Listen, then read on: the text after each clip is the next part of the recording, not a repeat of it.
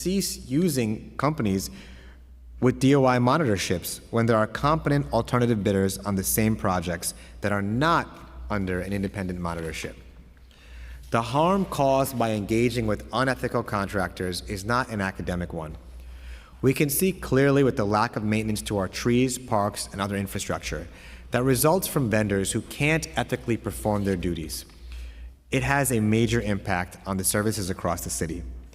In the end, the taxpayers are the ones who have to shoulder a greater and greater burden, and public safety is put at risk for neglected infrastructure. We can and we must do better.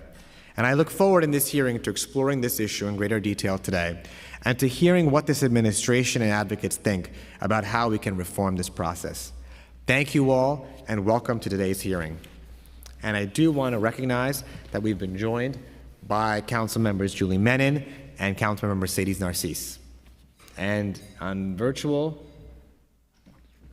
not yet, okay. And I'll turn it over to my co-chair of the hearing, Councilmember Julie Wong. Thank you so much, Chair Krishnan. I also do want to acknowledge that Lincoln Ressler is also here, just right there. Where's Lincoln? Oh, he's Just can't see him yet, but he's here. Thank you so much, Chair Krishnan, for initiating this hearing and for your leadership on this critical issue. My name is Julie Won, and I have the privilege of chairing the Council's Committee on Contracts. As Chair Krishnan mentioned, today's hearing examines the Parks Department's contracting practices on the accountability of its vendors with a particular focus on how problematic contractors continue receiving contracts, especially those with criminal history.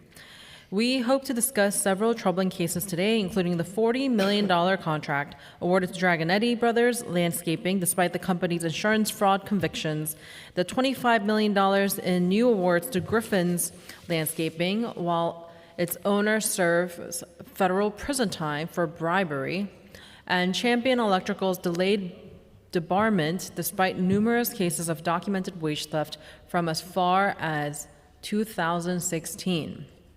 It is now the year 2025. The scale and severity of these failures reflect the enormous challenge of ensuring vendor responsibility across New York City's $20 billion annual procurement system. The Griffin's Landscaping case alone involves a company maintaining $15 million in active contracts and receiving $25 million in new awards even after the owner's guilty plea to federal charges. While DOI's integrity monitoring program attempts to provide some degree of oversight, several questions remain about why a slap on the wrist monitoring agreement is used instead of an outright debarment for contractors with criminal convictions. I'm particularly concerned about how citywide procurement issues seem to be repeatedly manifest themselves within the Parks Department. There is what appears to be a pattern of failed oversight, with 47% of parks projects not completed by its vendors on time, which results in $13 million additional dollars cost to the city paid by taxpayer dollars. This suggests there are systemic issues in how the Parks Department verifies contractor responsibility before awarding public funds. We also need to examine whether current procurement policy board rules provide enough in the way of enforcement mechanisms when agencies fail to properly vet contractors. For example, Dragonetti Brothers were debarred from the Department of Design and Construction, but the Parks Department continues to award them major tree services contracts. Are our existing rules capable of preventing contractors banned by one agency from simply moving their operations to another? If not, this loophole needs to be fixed. In short, we want to know why it seems that a vendor must be convicted criminals to plant trees for the city of New York. That's a pretty bad common denominator to have. The bottom line is that these aren't just administrative oversights. They represent millions in taxpayer dollars going to companies that have defrauded municipalities, violated labor laws, and committed environmental crimes. Property owners and residents depend on reliable contractors to maintain our parks and trees. When we award contracts to companies with criminal records instead of responsible vendors, we failed our communities twice. First, through poor service, and second, by rewarding bad actors. Today, we have an opportunity to examine these critical procurement failures and ensure our contracting strategies protect public integrity while meeting the city's operational needs. Both committees look forward to hearing from the Parks Department as well as MOCS about how we can structure accountability mechanisms to prevent problematic contractors from exploiting gaps in our procurement system and making profit. Before we begin, I would like to thank the committee staff, Senior Counsel Alex Polinoff, Policy Analyst Alex Yablon, Financial Analyst Owen Kotowski, as well as my Chief of Staff, Nick Gulota, my Legislative and Budget Director, Nelly Vera Martinez, and Constituent Services Liaison, Kaesong Yangso, and my Standing Comms Director, Farah Salam, for their hard work in putting together today's hearing. I'll now turn it over to Committee Counsel to administer the oath. Thanks so much, Chairwoman. And just really quick, we also have members who have joined on Zoom, Councilmember Ung, Councilmember Lee, Councilmember Holden, and Councilmember Palladino. Thank you, Chairs. Would representatives of the administration please raise your right hand if you're able? Do you affirm to tell the truth, the whole truth, and nothing but the truth in your testimony before these committees, and to respond to council member questions honestly? I do. Thank you.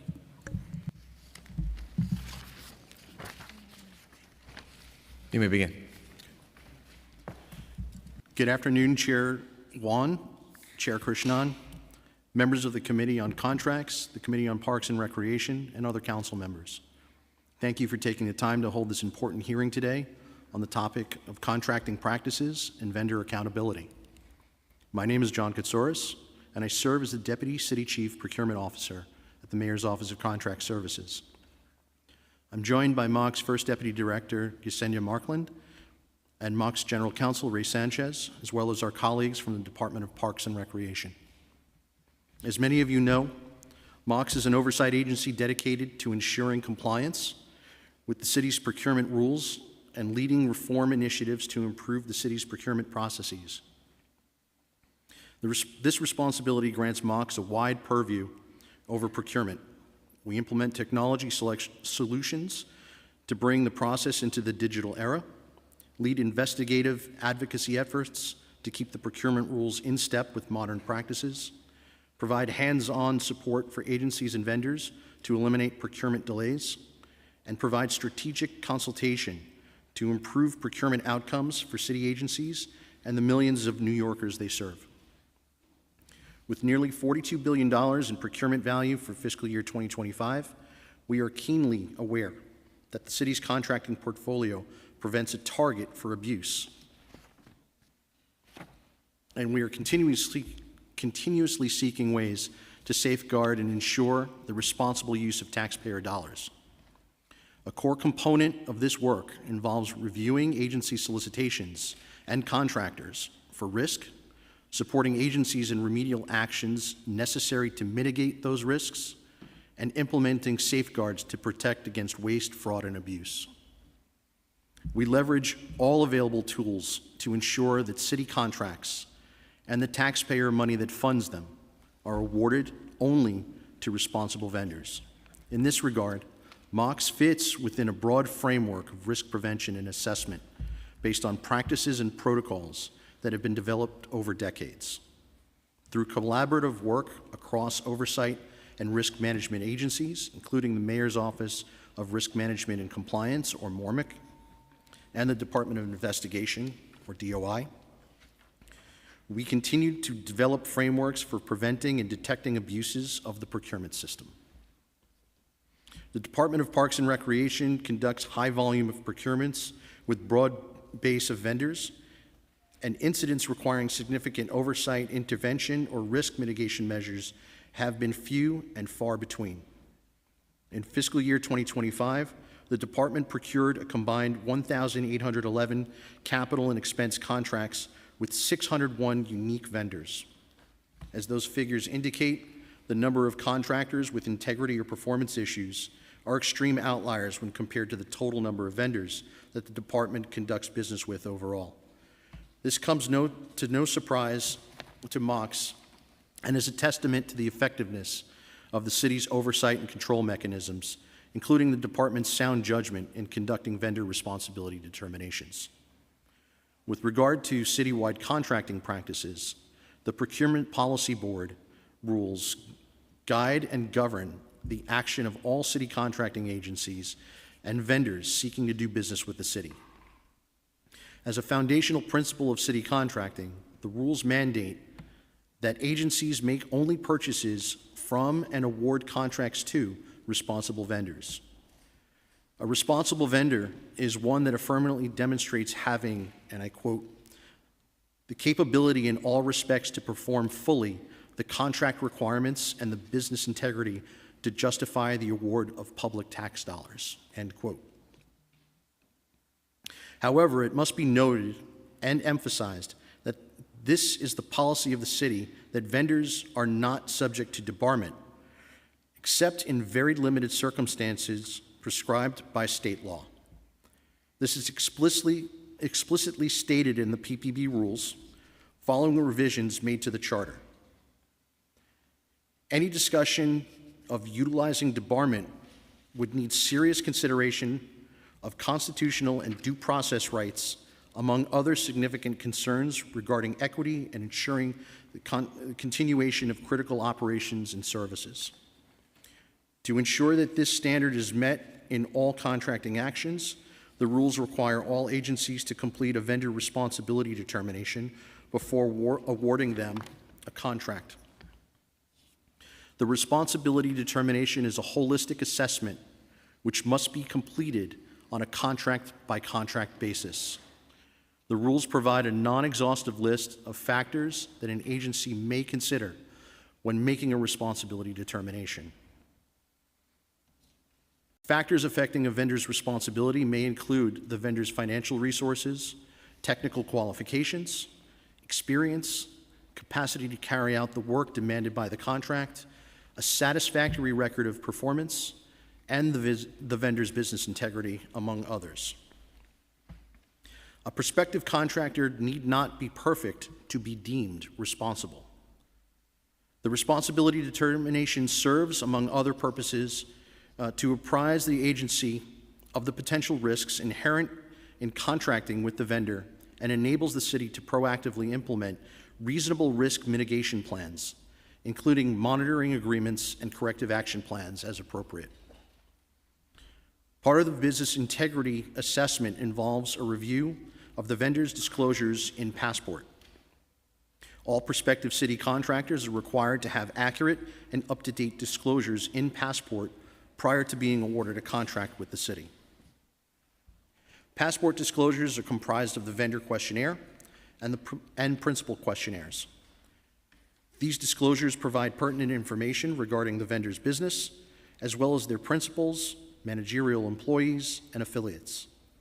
Certain questions in the questionnaire are designed to generate a flag based on the vendor's response.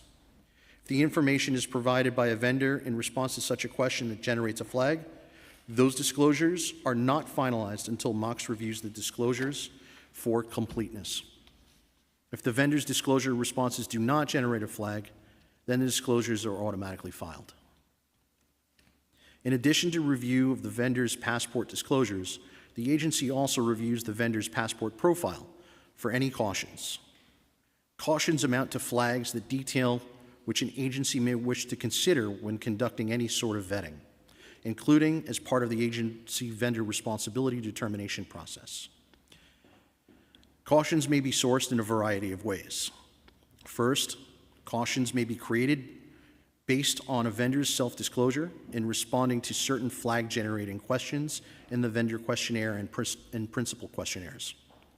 In these instances, Passport will generate a caution based on the vendor's disclosure, which MOX will review and finalize. Second, the MOX Vendor Integrity Unit creates cautions based on a weekly review of government websites such as the U.S. Department of Justice, New York Attorney General's websites for announcements of investigations, lawsuits, settlements, convictions, and other information pertaining to vendors and/or their principals in Passport. Third, agencies may initiate a caution on a vendor which is reviewed and approved by the MOX Vendor Integrity Unit. Alternatively, agencies may submit a caution request to MOX, and the MOX Vendor Integrity Unit will create the caution on the agency's behalf. As stated in the MOX Directive for Standardizing Vendor Integrity Information, agencies are expected to review all relevant cautions prior to completing a responsibility determination. The determination must include an explanation as to why the existence of a caution or adverse information should not act as a barrier to contracting with the vendor. It is important to note that the emergence of adverse information regarding a city contractor is not a rare phenomenon. Between fiscal year 2021 and fiscal year 2025, there were a total of 959 unique vendors with cautions placed on their profiles. Of that total, the Department of Parks and Recreation reported cautions on 9 individual vendors. Though cautions may signify a need for additional due diligence, they are not inherently a cause for a finding of non-responsibility. In some cases, vendors are with more significant performance or integrity issues may be required to enter into a DOI monitoring agreement or an agency corrective action plan in order to continue doing business with the city. In the period spanning fiscal years 2021 through 2025, 16 vendors were placed on DOI monitoring agreements and 17 vendors were placed on agency corrective action plans. When these vendors demonstrate accountability and the willingness to and the ability to act in accordance with the standards of that contracting the standards that contracting with the city demands, particularly under increased levels of focused oversight, there is reason to allow them access to future contracting opportunities. By working collaboratively to find solutions for these vendors, we maximize the number of vendors eligible to do business with the city and foster a more competitive environment to provide New Yorkers with the highest quality of goods and services at the lowest possible prices. Beyond the measures prescribed by the PPB rules, MOX proactively collaborates with oversight agencies to develop innovative measures to safeguard the integrity of the city's procurement and contracting processes. MOX and MORMIC have partnered to establish the Vendor Compliance Cabinet, or VCC, as a forum to support agencies by alerting them to shared concerns involving individual vendors and providing strategies to mitigate vendor-related risks. The VCC meets at least quarterly, providing agencies with a venue to recommend measures to address potential gaps or inconsistencies in contracts, fiscal manuals, and other key documents, and to provide feedback as responsive policies are developed and deployed. We will continue to work with our agency partners to develop additional policies and procedures to protect the integrity of the city's procurements as necessary and appropriate. Thank you for calling this hearing to bring the attention to this very important topic and for giving us the opportunity to speak on some of the most meaningful work we do every day. I'm happy to keep the council informed on these continued efforts, and I'd now like to pass it over to my colleagues, New York City Parks, for their testimony. Thanks. Good afternoon, Chair Krishnan, Chair One, members of the Parks Committee, Contracts Committee, other council members. My name is Matt Jury. I serve as the Chief of Citywide Legislative Affairs for New York City Parks. Joining me, several of our senior staff, Jennifer Greenfeld, our Deputy Commissioner for Environment and Planning, Christopher Adkins, Agency Chief Contracting Officer, and Parmad Tripathi, Chief of Management Services, Agency Chief Contracting Officer. We're also very pleased to have been joined by our colleagues at the Mayor's Office of Contract Services and thank them for their help and support. Like all contracting city agencies, New York City Parks takes its responsibility as a steward of public funds very seriously. We expect that any vendors paid by the agency will adhere to relevant laws and rules and deliver the agreed upon goods and services as dictated by the contract. We conduct all of our contracting practices in accordance with citywide rules and policies, and we work in close consultation with partners, including New York City Law Department and Mayor's Office of Contract Services, to ensure that contracts are solicited and executed appropriately. To that end, I want to provide a very brief overview of our efforts to procure both capital contracts and operational expense contracts. In fiscal year 25, our Parks Capital Division awarded 355 prime contracts, totaling over $700 million to approximately 100 distinct vendors for park capital projects. Through this effort, 165 prime contractors and 929 subcontractors were determined by Parks Capital to be responsible vendors who were thoroughly vetted before being determined to exhibit the business integrity and fitness to justify the awarding of city funds. These contracts are executed so we can advance park and playground renovations and tree planting, as well as upgrades and improvements to our pools, boardwalks, athletic fields, wild natural areas, and other public spaces. Many of our capital contracts are awarded via the city's competitive sealed bid process, which generally consists of 3 phases, requiring involvement from numerous entities outside of the agency. The pre-solicitation phase includes reviews by the contracting agency and New York City Law Department, resulting in the creation of a contract book, which contains all the relevant information for potential bidders. The solicitation phase includes public notice about that bid opportunity and the sourcing of those bids from vendors for the required goods and services.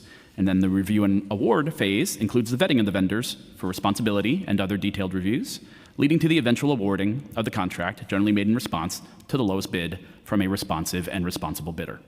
After the award is made, additional budgeting approvals are issued from OMB and the comptroller.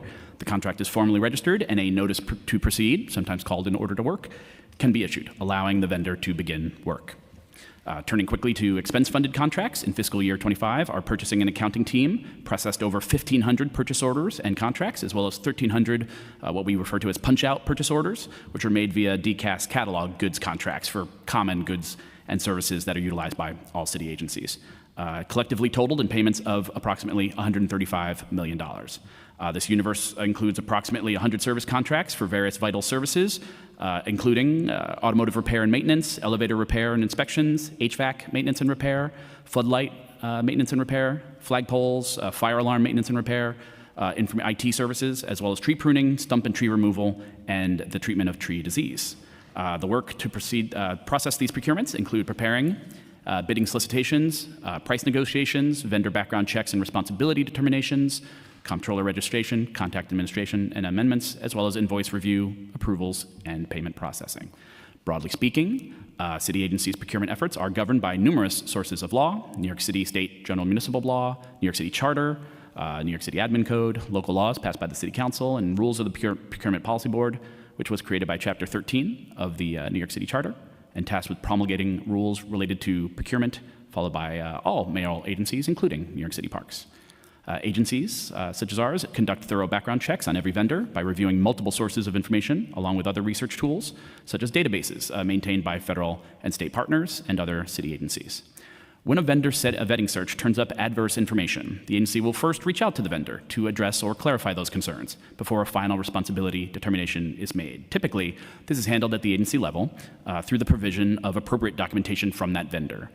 For example, by providing proof of payment of an outstanding ECB, Environmental Control Board violation penalty. In the rare instances that the adverse information is more serious in nature, agencies will consult with their agency general counsel, MOX, law department, and the Department of Investigation to determine, as needed, to see if further corrective action might be appropriate to address those adverse findings. Though it's rarely utilized, as you've heard, in consultation with law department and others, the city procurement process does include mechanisms that allow for the continuation of agency contracts with a vendor that has exhibited integrity concerns if it's determined to be in the best interest of the city to do so. These mechanisms can include monitorship agreements and additional compliance requirements for the vendor. In closing, though the city's procurement process is quite complicated, New York City Parks remains committed to ensuring that contract awards are made fairly, transparently, and as quickly as possible to maintain essential services to New Yorkers. Thanks for allowing for us to testify today. Us and our colleagues at MOX will be happy to answer any questions you might have. Thank you so much for your testimony, both from the Parks Department and from MOX. And I also see that we have our Deputy Commissioner for Forestry here as well. Good to see you. This issue is one that seems so straightforward and simple. And I think all of us in the City Council genuinely want to work with you all to figure this out, because it just defies logic of how we are in this position year after year. And so the first question I would just ask is, obviously I would think the Parks Department agrees that its contract should be given out to responsible bidders, right? Yes, and the city's process includes mechanisms in which various considerations can be taken into account, including, and I believe you've received written testimony from DOI out explaining sort of monitorship agreements that in more detail.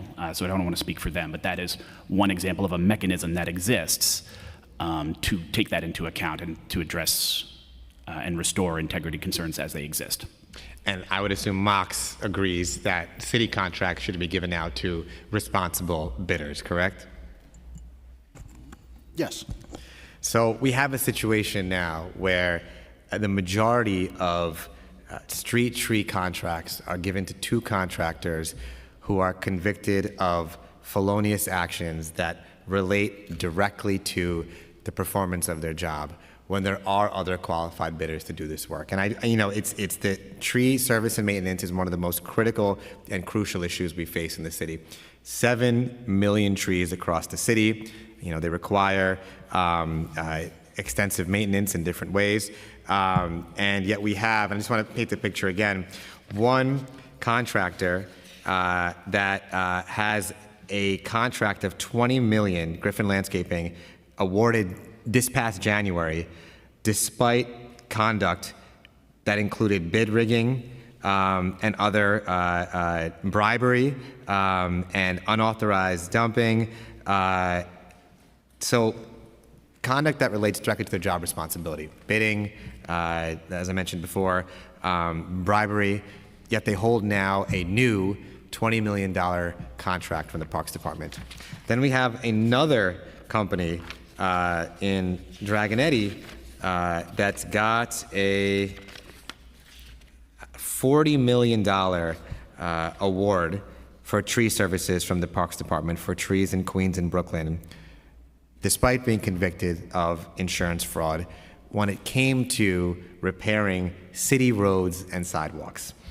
And because the contract was suspended and then reinstated, there were numerous delays in the provision of services.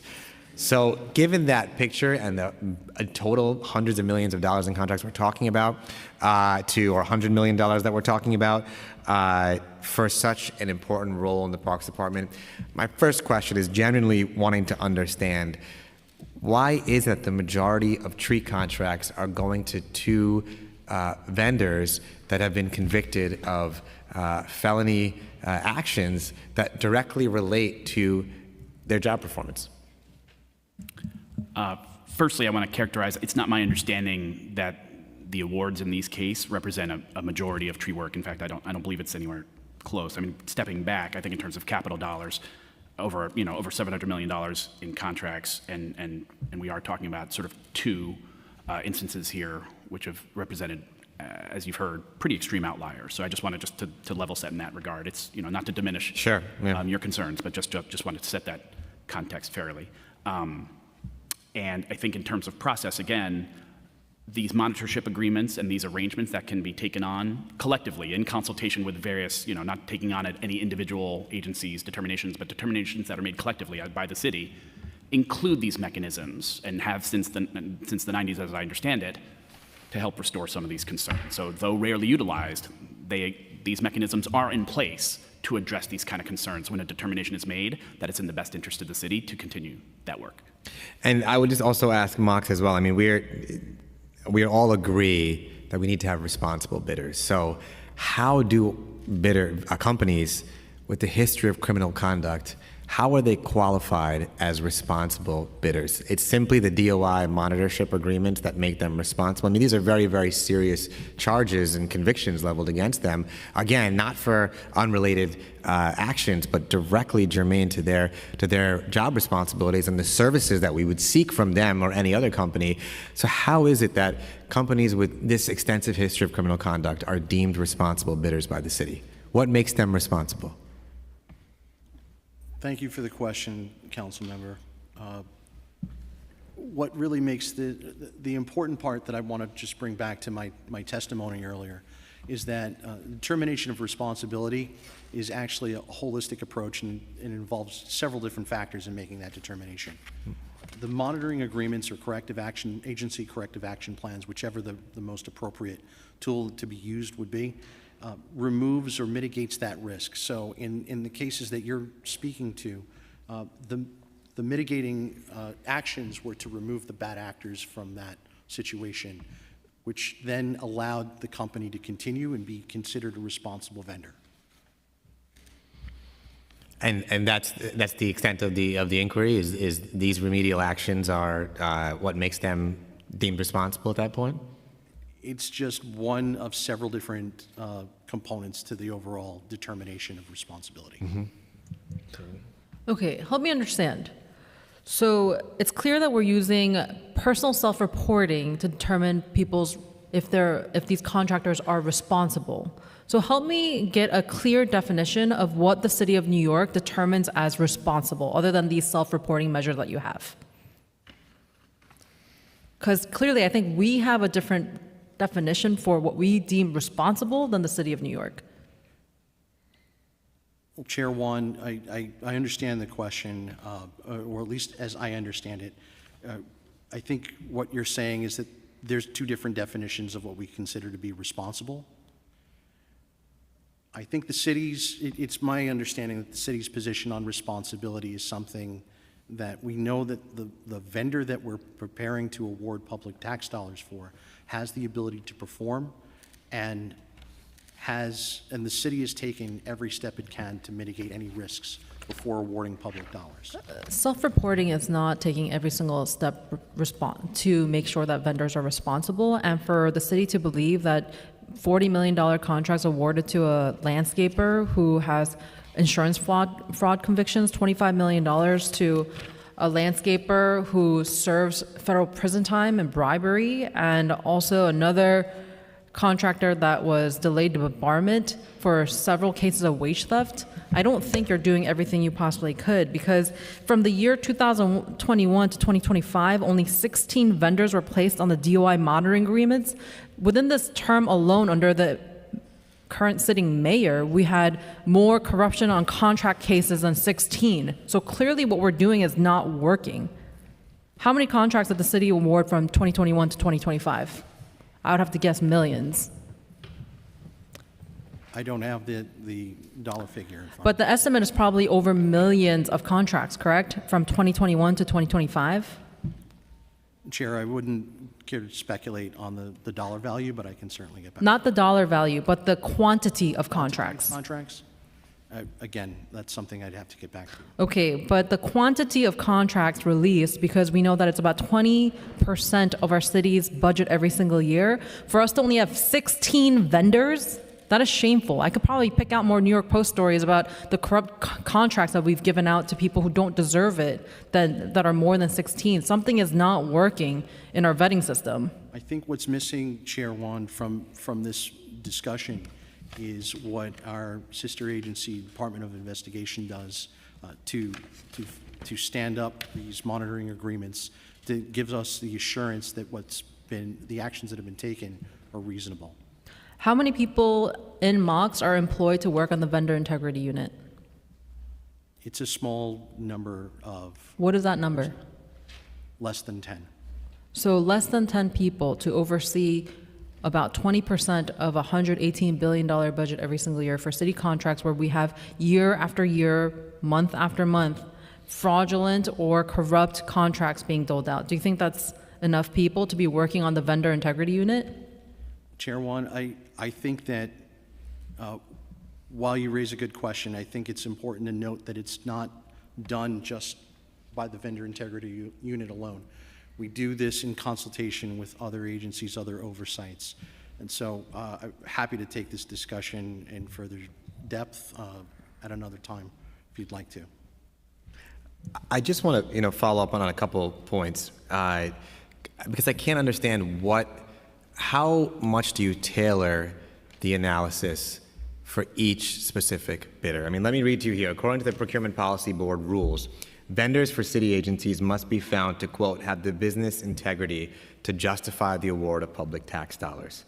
And the lack of the offenses, including violations of state or local law, can indicate a lack of business integrity that seriously and directly affect responsibility as a city vendor. And that can be used as a reason to deny a contract or default on an existing contract.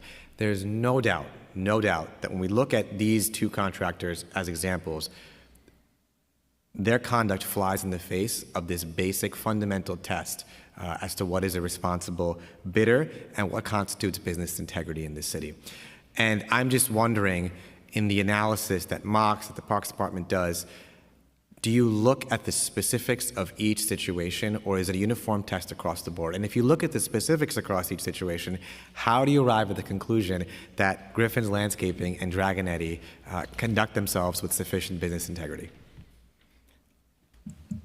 Speaking from Parks, I think you kind of nailed it here. It is a case-by-case determination that is made for every bid process, right? And the collective totality of those circumstances, which can include a wide variety of circumstances, such as the vendor pool that's available, broadly speaking, the importance and urgency of the work that's being discussed, which can be in many times time-sensitive and very important.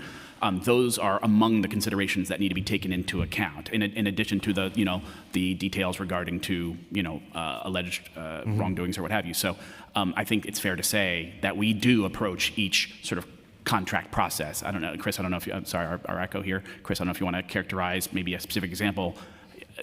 Chair One mentioned earlier, the reliance on self-reporting. I just want to be clear that that is far from the only consideration. There are databases that are referred to and information sources that are referred to well outside of self-reporting. So for the record, just want to clarify that that's far from the only reliance. Let me just jump back to that point too about the services they provide, because I just want to set the stage of what we have here, right? You have these definitions of what constitutes business integrity, responsible bidder. Now, let's take Dragonetti Brothers, for example. As a landscaping company, they were debarred by the Department of Design and Construction. So besides the general definition, you have one agency debarring a company that the Parks Department continues to use. Two city agencies coming to entirely different conclusions about the fitness of a company to do business with the city. Can you explain to me how that's possible under these same rules? Yeah, firstly, just not to split hairs, but I believe, from our perspective, debarment is a fairly technical term that is largely driven by violations of state law on the wage side, as I think has been referenced in other contexts. So I think in this instance, it's more a case of DDC had a contract, decided not to pursue it further for other work. I believe it was some other construction project. I'm not aware of the details. I have to refer to DDC there. Is it for wage theft? Is that what it was for? I don't recall that. I'm not aware of the circumstances. But I do know it was subject to state law and therefore triggered sort of a different process that's not at issue with these other two cases. And then in our circumstance, a determination was made based on that tree-related work. As I understand it, circumstances were quite different than the decision that DDC made separately. So yes, to the point you raised, it is made on a case-by-case basis, including the nature of the work and the timing of that work that is proposed. And and I have a couple more questions I want to turn over to my co-chair and then to my colleagues. But I understand it's case by case, but it just flies in the face of logic that in a case-by-case analysis, one city agency finds a contractor unfit, but another agency finds them fit for the very same offenses: wage theft, fraud. These are things that are affecting all the provision of city services, whether it's DDC, whether it's the Parks Department. And I suspect part of what's happening too is, and I should add that even after the convictions, even if the owners have gone to jail and all those things, these companies are still getting extraordinary paydays from the Parks Department despite serious misconduct, criminal misconduct, that led to convictions and incarceration in the first place. And so it doesn't make any sense to any of us here, given how serious the street tree needs are, why the Parks Department continues to use them. Now, what I've heard before, too, is that companies like Griffin's Landscaping provides critical, specialized services that justify continued use. I'd like to understand what critical, specialized services means, and can you provide any specific evidence of unsuccessful attempts to find alternative vendors to provide these services? Thanks for the question, Council Member. It is unique, very specialized technical work, and the agency prides itself on its efforts it's made over the years to expand vendor pools writ large for all sorts of park-related work. If I can call upon Commissioner Greenfeld to characterize that, especially in the world of tree-related work. Sure. I think she can characterize that because I do think it's an important consideration. And it was certainly an important consideration that was taken into account.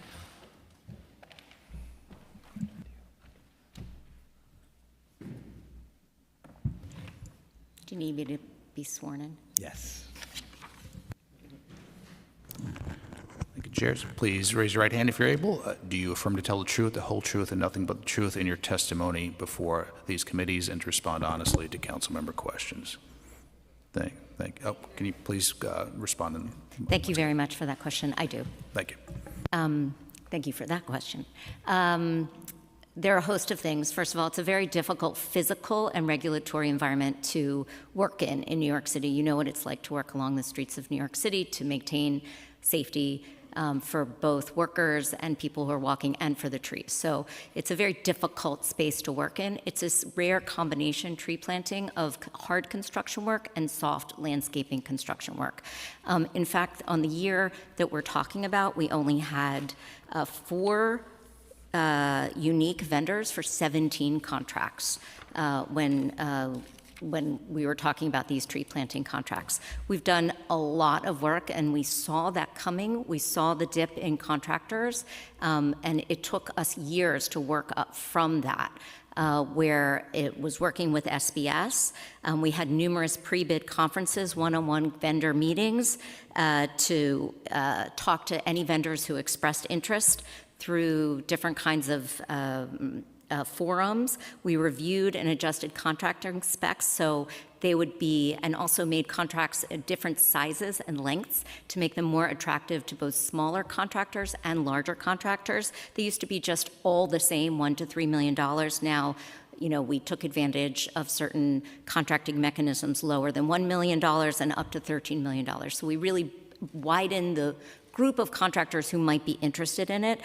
We worked directly with SBS to recruit vendors. We provided dedicated staff to new vendors to ensure that their success. And in fact, we had vendors who sort of graduated from the smaller contracts to bid successfully on the larger contracts, and we continue to do outreach. So we really are making a concerted effort across the board to increase our vendors. It takes time, and each individual vendor is important to the process. So, Deputy Commissioner, if the current methods aren't working and this is the result that they're producing, what thoughts and conversations has the Parks Department had to look at different ways to expand the pool? Because that's really what I think needs to happen here. Thank you very much for that question, and we are always open to new ideas. If there's something we haven't thought of, we are happy to discuss it with you. I would love to hear more about it too, and I'll just conclude here for now. But just to say, when we see these kinds of absurd results, it undermines public trust and confidence in government, in the services we provide, and it not only undercuts the serious efforts by the Parks Department to address these issues, but it really raises serious questions too about how our public dollars, how taxpayer money is being spent. And it erodes confidence in the system. And, we keep having this conversation, but we're not seeing the changes fast enough that we need to see to address it. I'll stop there for now, turn over to my colleague, Co-Chair Wan, to see if she has any questions. Thank you, Chair Krishnan. If you could just come back and take a seat, because I did not hear a clear answer on how the Parks Department is defining critical specialized services. Sure, thank you for that question. I'll just sort of summarize what I was saying before. Sorry, could you repeat that again? Critical? So I'm trying to understand why Griffin Landscaping was deemed responsible enough to give critical specialized services. So what is specialized services that no other landscaping company can provide for the Parks Department? That's what we want to understand. Okay. I'm not sure if there's anything different than the concept of being able to work under the speed and safety, and there are a host of contract specifications. I can't go into them, but there are hundreds of things that they have to be able to follow on the streets of New York City. It is very, very difficult. There's a lot of regulations they have to comply with, from sanitation, DEP, DOT, they have to get permits. Yes, we understand the existing regulations. So how many Sure. vendors applied for that RFP response? I don't really know how many applied for them. We have between 2 and 10 bidders on any specific contract across the board. So out of 2 and 10 bidders, Griffin is the one that was awarded $25 million for landscaping while the owner serves federal prison time for bribery. So out of 2 to 10 bidders, they were the only ones that could serve these critical specialized services? Thank you for that question. I don't know if, Chris, if you want to take that one? Yeah. Thank you for the question, Council Member. Just, if I may, want to clarify the process a little bit for especially for tree planting contracts. Most of our contracts, especially construction, have to be let by competitive sealed bid, not by RFP. So we can't evaluate all of the vendors and then pick the best one. That's not what we did here. We have to evaluate the apparent low bidder. And then, of course, because it's by competitive sealed bid, low bid, if we were to pass over a vendor, we would be going with a vendor with a higher bid. So some of that kind of factors into our analysis. Thank you. So has Parks Department considered whether the current sealed competitive bidding model for procurement discourages responsible contractors from competing when the same contractors like Griffin or Dragonetti are allowed to get special monitoring agreements to bid on the DPR tree work and are repeatedly awarded for these contracts? Thank you for the question, Council Member. We consider that all the time. It is state law that construction contract must be let by competitive sealed bid. Happy to have a conversation with your office about legislative reform. Okay, and then doesn't the state law as well as city law try to have some sort of integrity and ethics monitoring to make sure that the owner of the company didn't go to jail for bribery? How does that work? Thanks for the question, Chair Wan. That's where we have the procedures that the city takes and the monitoring agreements that DOI, who is, I just want to note, is not with us today to answer that question, but if they were here, I would believe that they would answer to this and talk about the substantial effort that goes into standing up these monitoring agreements in order to mitigate the risks effectively before awarding a contract. The 17 monitoring agreements that you have from the year 2021 all the way to 2025? That's correct. Only 17. It's hard for me to believe that there's only 17 that need this. I just think that's a testament to the fact of how unusual and rare these sort of circumstances are, right? These are Or that in it the is a findings of testament- extremely adverse. Or a circumstances. testament that our current process is not working adequately with the amount of corrupt contracts that have been doled out over this past tenure of the current sitting mayor. So can you help me understand, for Griffin and Dragonetti, how many contracts have they been awarded now? Because we're hearing from advocates that it's been repeatedly awarded to these two contractors. How many contracts are you awarding to them? I believe the two together collectively hold 11 out of 32 tree-related contracts, I believe. That's a pretty large share of the 32 contracts for the city of New York. Sorry, Chair, what's the total amount of those 11 contracts? I think we'd have Can to we double get check. that? The dollar figure, you mean? Yeah. Yeah, I'm afraid we'd have to double check that. Well, according to our numbers that we have from the council side, it's 40 million plus 25 million, so 65 million. Yeah, we can double check that. Perhaps, yeah. I'm sorry to beat a dead horse, but I just want to go back to Mox's testimony that we heard testify. Certain questions in the questionnaire are designed to generate a flag based on the vendor's response, so self-reporting. If the information provided by a vendor is in response to such a question generates a flag, those disclosures are not finalized until Mox reviews the disclosure for completeness. If the vendor's disclosure response does not generate a flag, then the disclosures are automatically filed. If I were a bad actor, wouldn't it be fair to assume that I would answer those vendor questionnaires in such a way that it would not generate a flag, so I would automatically bypass additional vetting, especially Dragonetti and our friends at Griffin who have been awarded multiple contracts? This seems to be a loophole. Chair Wan, thank you for pointing that out. There's one thing that I think that it's important to note, that the vendor questionnaires is also, again, one part of the process. And so that's what the vendor is self-disclosing, but that is not the entirety. We don't take it on its face value. That's what individual agencies do. That is part of that responsibility determination where individual agencies are now conducting their own line of vetting, and then extends beyond. That is just one piece of the puzzle that is being used here. So let's go back to the automatic part, that if I were a vendor like Griffin or Dragonetti who has been working in the system for a long time despite my corruptions and unethical behavior, that I'm going to automatically be able to bypass the Mox DOI review that you have. So for Parks Department, what are you doing in addition that you decided that these two vendors were very responsible and you want to continue to do business with them, contract after contract after contract, that you're continuing to award them? Thanks for the question, Council Member. I think our Chris here can describe some of the many information sources that are referred to, broadly speaking, when reviewing for responsibility. I'll turn it to him. Thank you, Councilmember. Thank you, Matt. I just want to hopefully help clarify that, again, as my colleague from Mox stated, there is, I think he was describing in somewhat detail the vendor questionnaire process. It's just one process, right?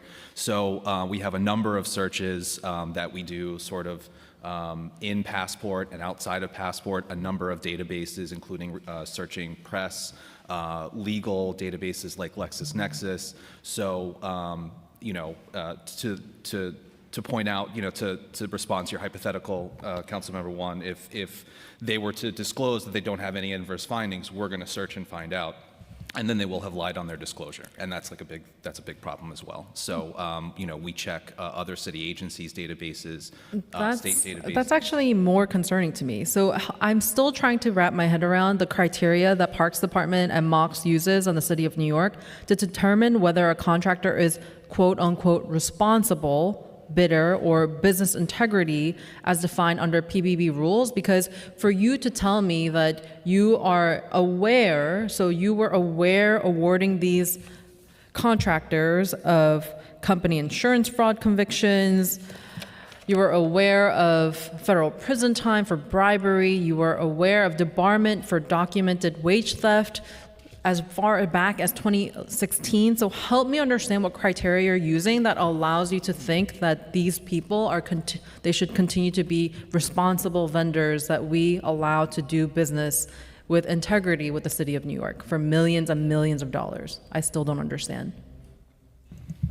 Thank you for the question, Council Member. We are aware. We became aware as soon as the indictments, you know, became public. And of course, we take, you know, any adverse information that we find on a vendor, whether it is prior to award or after award, very seriously. Our first step in the interest of due process is always going to be to reach out to the vendor to ask whether and how they're going to address it. And we take that as a threshold issue before we determine whether we can continue doing business with them. My colleague Matt's testimony made an example about, you know, an environmental control board lien coming up, right? This is obviously a little bit different than that, but it is because because of the extraordinary steps that the companies took to address the allegations, not just by entering into a monitorship agreement, but also by removing the indicted individual from the company, implementing a company code of ethics, retaining an internal integrity monitor at their cost, and of course, all of that is memorialized in the monitoring agreement. That was, you know, how the vendor was able to address these allegations, and we were able to continue doing business after having put the contracts on hold.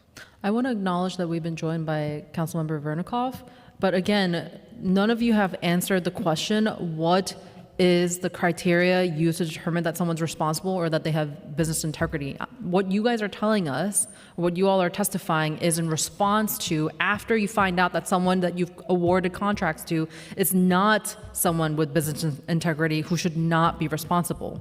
So what benchmarks do you use to actually say that these people pass our threshold for responsible?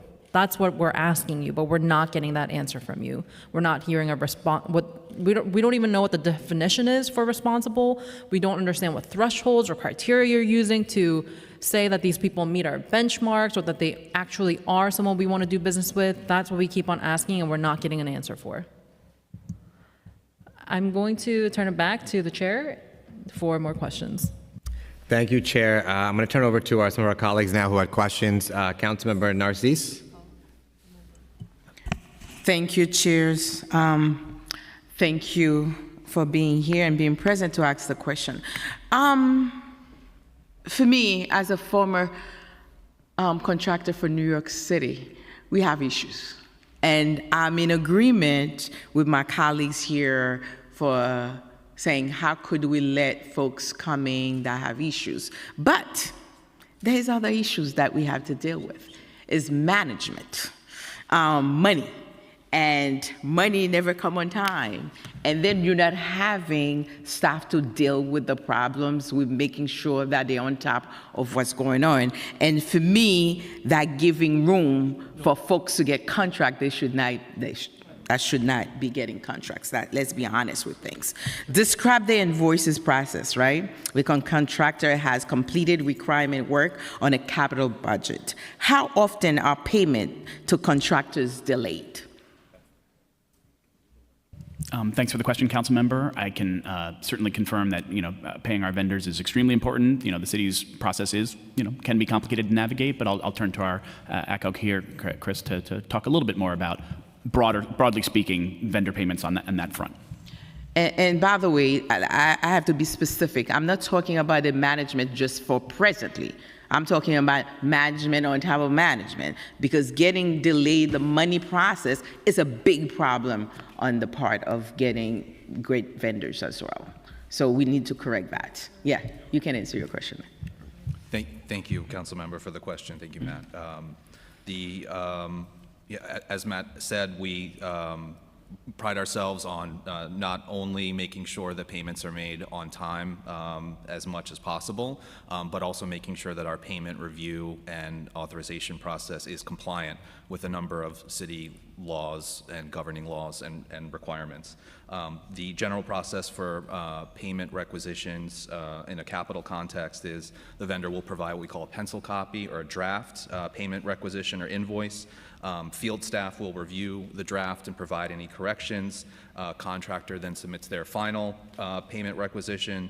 There are 2 levels of approval at the agency level and the program level. The payment goes to our accounting team. It is audited by the engineering audit officer, who can perform a desk audit or even field audits. And then payment information is provided to the Financial Information Services Agency and then released by electronic funds transfer. With funding in place and, in the absence of any holds on payments, such as, deductions for non-compliance or investigation, liens, and so on, payments are typically released within 30 days of a final payment being submitted. I don't think your payment really being 30 days for a lot, but that's another story to itself. What process, because I know payment from the city has not been easy. What process is used to ensure the contractor gets paid and the work is completed acceptably? Again, with the funding in place and an absence of holds or deductions on the payment, payments are nearly always released within 30 days of a final approved requisition. There are prompt payment provisions in the contract to help ensure subcontractors get paid for their work when the prime contractor is paid for that work.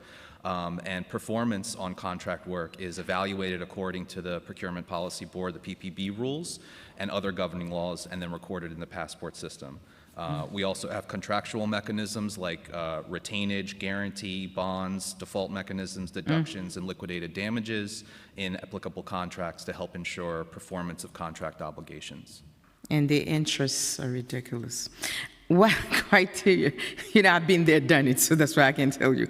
What criteria are agencies required to use to determine whether to competitively rebid versus renew? You're referring to, so during the procurement process, there's during the competitive sealed bid, there can be a circumstance in which a bid comes in bids come in higher than expected. Is that what you're referring to? Mm-hmm. Do you want to? What criteria you use to determine? Sorry. Or perhaps. So are you going to renew or are you going to give the rebid to the contract? We understood, I think. Thank you, Councilmember. We do have renewal provisions in some of our contracts, and the determination that we make whether to exercise that renewal option, which exists at the agency or the city's option at the city's discretion, versus competitively bid or issue a new RFP, is dependent on a number of factors. Most notably, whether we are going to continue to get good pricing and good performance from that vendor. If the work is going well, then chances are that we would decide to renew rather than reprocure. Typically, reprocuring has a higher cost and it can be a time delay. Okay. Does Max track whether renewed contracts have higher rates of performance problems? You want me to repeat it? Does Max track whether renewed contracts have higher rates of performance problems? Thank you for the question, Council Member. I'm sure that Passport does contain that information and that a report can be done to do that, but I don't have that information handy, and we can certainly follow up to answer your question at another time. All right, I'm gonna stop right here, but one of the recommendation that I'm gonna give is to make sure that vendors are getting their pay, and you can have more competitive, and we cannot forget minority business owned, and to be integrated in the process if we want to address the inequities in our city. And when you do have smaller contractors, I will say to take a little close eye on that and try to support. And that's what now you have bidders that can have issues, and you continue dealing business with. We're not opening the process, and then actually be transparent with the process and help those that are coming to the field trying to do business with the city of New York. So I thank you, but let's do better, because when you have corruption around all over, it's just not looking good for us as a city, and we need to do better. That's all I can say. Thank you, Chairs. Thank you, Councilmember Narcisse. Also want to mention we've been joined by Councilmember Bottcher, and now I'll turn it over to Councilmember Vernikov. Thank you, Chairs. Good afternoon. My questions are for Max. My first question is, what consequences do agencies face when they award contracts to vendors that later prove non-responsible? Are there any penalties for agencies that repeatedly fail to appropriately investigate their vendors? I'm sorry, Councilmember, can you repeat the question one more time? Because I heard Oh, sure. the background. What consequences do agencies face when they award contracts to vendors that later prove non-responsible? Are there any penalties for agencies that repeatedly fail to appropriately investigate their vendors? Thank you for the question. As soon as adverse information comes up that causes concern on an existing contract, that's a different type of discussion than a consideration prior to awarding a new contract. Either way, the oversights are informed both internally within the individual agencies, as well as the New York City Law Department, Department of Investigation, MOX, as needed depending on the issue. So if there is a case where agencies may be making questionable determinations on things or actions, then MOX would review its ability to conduct the procurement process, and we may consider limiting their delegated abilities to operate within Passport, which would be a recommendation for award, for example. We would have that delegation removed from that agency to make sure that the oversights, such as MOX, would review each award as it comes forward, so that it can have a review before anything is let. But in regards to penalties, are there penalties? I'm not quite sure I understand what you mean by penalties. Are there penalties for any agencies that repeatedly fail to appropriately investigate their vendors? So, Councilmember, there is no penalty that I could think of Okay. because the process that exists will bring the issue to light, and so I sincerely would question whether or not an agency would be making actions without any. I'm sorry, you would outside question? involvement. I sincerely doubt that agencies would be operating without its oversights involved in any kind of adverse information or issue that may arise in the course of their contracts. The comptroller has also recommended prohibiting non-competitive procurement for entities under federal investigation. Why hasn't MOX implemented this recommendation? Thank you for the question. As I mentioned in my testimony earlier, it's the city's policy not to debar. And so that would be that the city just doesn't do that unless there's some extreme circumstances. And so we do have a process in place where we do check the vendor's responsibility, we do have our oversights, and to take mitigating steps to reduce the risk to the city. Okay, how many contracts citywide are renewed without competition on average each year? I'm sorry, council member, let me make sure I understand your question. When renewing a contract, we're exercising the option that we have in the existing contract to renew.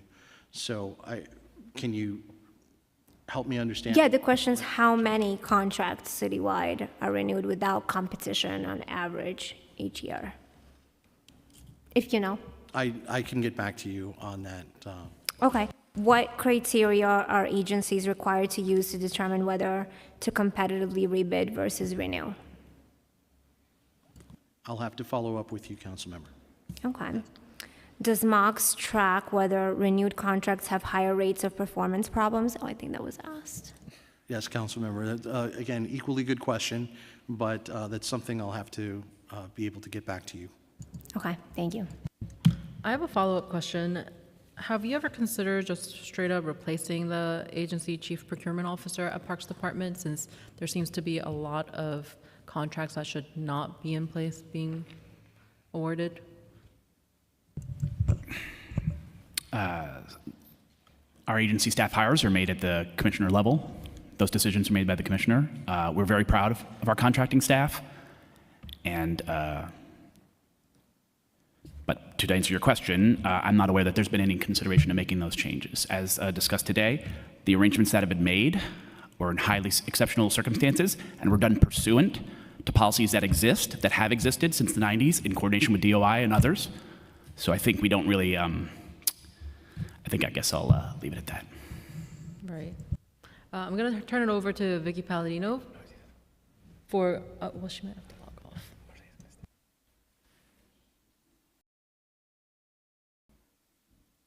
I'm not leaving. I agree. Councilman Narcisse has a quick follow-up, and we're going to turn it over to Councilman Palladino. Yeah. I want to find out, do you have contracts for the trees when it comes to lantern flies, when it comes to bees? Because facing the community is outrage for those things. They cannot touch the trees. That's the city trees, but yet those flies are flying over their houses. I have some terrible pictures. I know for lantern flies, we're about to get rid of them very soon with the weather, but how about bees? Different things are going on. Do we have contract in the city for that? Meaning like a beehive that is in a tree? To manage the bee, yes, and the lantern flies. Like this summer now, I have some picture that they had sent in their office, horrible, and then they cannot touch the trees. I wouldn't say there's a standing contract for beehive Do you have people removal, to manage those? But you know, if there is a severe concern about a beehive located in a tree, you know, if you could bring that to our attention, and I think we'd approach. To use a slightly different example, we certainly run into wasp nests, hornets nests, beehives that are in, you know, in the eave of a parks restroom building or, you know, another sort of facility, and we certainly are, you know, and our maintenance and operations staff certainly work, you know, with all due protection and to remove said, you know, anything that's dangerous, you know, that's something we can address. Specific to hives in trees, I'm not as familiar with the details, but I think, you know, if there's a specific safety concern, I have those. please bring that to our attention. We take a close look. But they for call sure. parks, but nobody's kind of like, is passing the buck like. Nobody's kind of have a plan to come and themselves, they cannot touch the city trees. But what do they do in that? No, Do you have contractors? There's not an Do you have existing- contractors to take care of those? I suspect that's the kind of work that would probably be done with in-house with parks employees. I suspect, but I could be wrong. Sorry. I will also say that we give free tree work permits to anybody who does want to go up in a tree and take care of a bees or wasp nest if it's a concern to a homeowner. We can work with you to offer that permit. It's free. So it's not my that they're staff- forbidden from doing it. They're forbidden from doing it without consultation and approval. Uh-huh. All right. So good to know. We'll follow up again. Thank you. I'll wait. Thank you, Councilmember Narcisse. Thank you for waiting too, so that we have quorum. And Councilmember Palladino, you're up. Good afternoon, everybody. Can you hear me okay? Yes. Okay, good. Thank you both chairs for hosting this meeting. This is extremely, extremely important. You know, with everything that we have going on, I'm breaking down numbers here. I guess I'm going to throw it out there and you tell me who's going to be able to answer first. We've already come to the conclusion that this has been an absolute joke as far as the amount of millions and millions of dollars that are being given out to corrupt companies. Anybody who runs a council office, like all of us here do, we know that I'd go 75 to 80% of our complaints, especially in a very residential area such as mine, deals with trees and deals with anything that has to do with forestry, as well as our parks. Now, let me understand this. Is it true, did I hear correctly, that there are only 2 tree contractors for 7 million trees in the city of New York? No, hi, Councilmember. No, I don't believe that's correct. I believe we have how many different? It is a finite universe of contractors that are qualified for this really kind of unique and technical work. And I'll hand it over to Commissioner Greenfeld to provide more context. Sorry, thank you for that question. I think what you recall is that I had said there are between 2 and 8 or something like that bidders per contract. I think that may have been the number, but perhaps our echo can, I don't know if we have the other number. Not to interrupt you, let's get to the quick. So how many actual tree contractors do we have here in the city of New York? Give me the borough of Queens. I'm from Queens. How many tree contractors do we have? Thank you for the question, Council Member. We have we counted 12 viable tree planting vendors. Well, that's what I thought I heard ways ago. Okay, now also I want to dissect the number.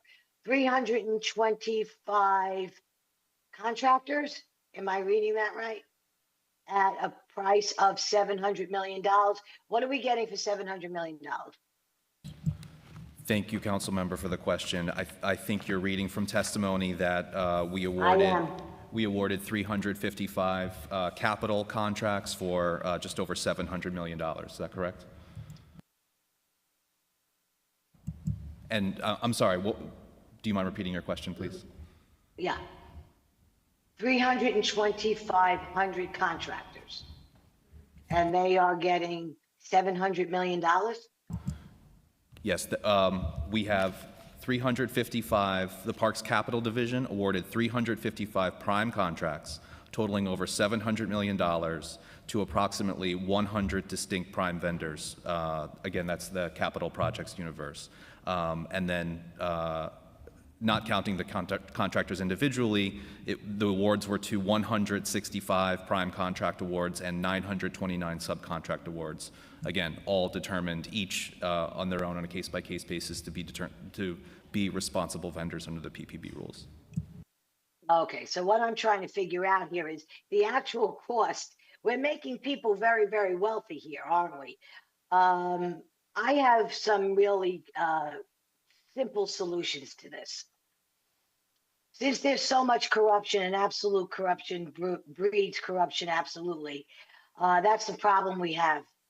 And right now, what I'd like to see happen, and I'm seriously considering this for my district, I want to see my local small business landscapers, tree contractors, of which we have many. You tell me how we can localize this and make this, localize this to 51 different council districts, rather than give contracts out that are obviously to this guy Champion, Griffins, Dragonetti, 3 contractors, okay, that we cannot seem to shake as far as we're rehiring them and giving them more and more and more. I want my guys here in my district, the small guys who've been operating businesses for 20 years, 30 years, 40 years, respectively so. And I am a contractor myself, former contractor, and a landscaping contractor. My medians look like hell. The sides of my roads look like hell. My trees look like hell. My sidewalks are being picked up. Takes 7 to 10 years. Try to tell a constituent, gee, I'm sorry, but you know what? You need to wait another 7 years. I know you applied 3 years ago. So I think if we bring this down to a local level, you tell me what a local contractor that lives in my neighborhood or is from in and around my district or surrounding districts can start to bid properly and qualify so they can come into their districts, know their districts as they do, and get the work done for probably, to say less than half of what you're doing right now is an understatement. Tell me, let's fix this problem. This problem has a solution. Let's work on that.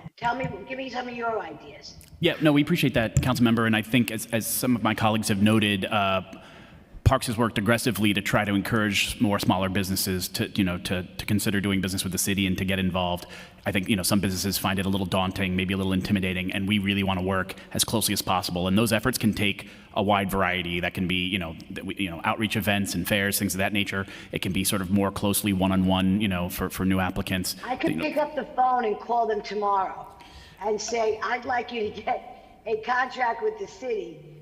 Are you interested in doing that? You want to know what one of the biggest problems were when we took contracts with the city, my husband and myself with our business, was getting paid. We were waiting 60 to 90 days, if not more. 60 days was a dream. Sometimes we were waiting 6 months, 8 months. Can't run a business like that. So that's the deterrent that a lot of the smaller, more local, honest guys are going to get. I want to figure out a way that we could work this out on a timely basis. When we talk parks and we talk mocks, we're talking in a very grand scheme of things. We're the city of New York. It's huge. I say we take that pie, we break it down, and we figure it out. And we can do this. So I know they have to go through passport, and I know all of that. Give me something that I could say to my local contractors that would make it appealing to them to go through passport, to try to get what they need to get. And the big thing would be money. So tell me how we could figure that out. We appreciate that, Councilmember, and I think we'd like to take that back and put a little thought into the best way to sort of frame and package, this sort of messaging that could go out to, we work really closely with small business services, our other agencies, in terms of, the city wants to do business with New York companies that are out there. Local services are the best services, right? We know that. So I think there's a lot of work to do on that front, and we, happy to work with you on that further.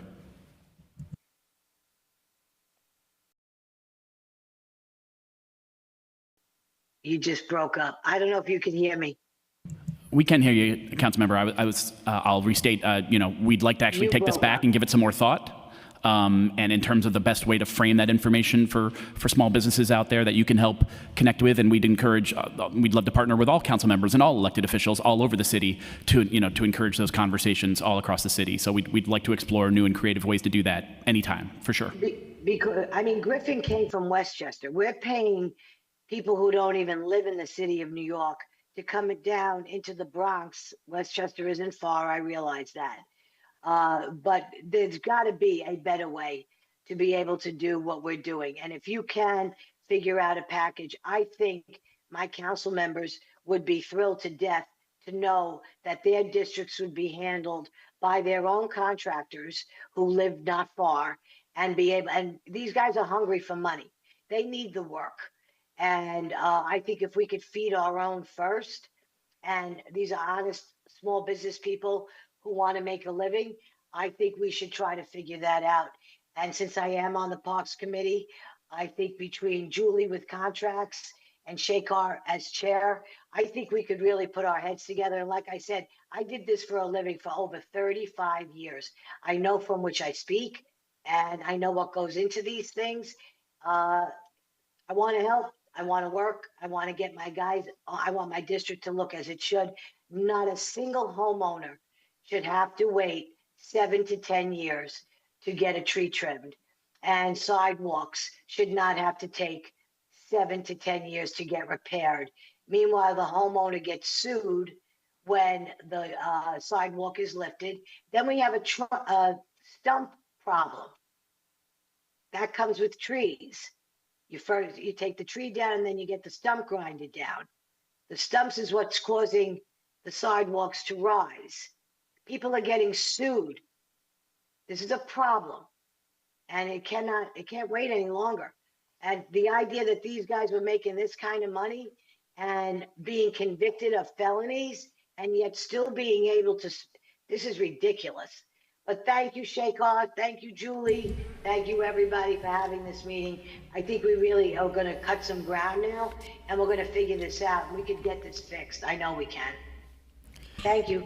Thank you so much, Councilor Palladino. You know, I couldn't agree more that it's such a glaring problem, and it takes so long to get trees the service they need to, that, you know,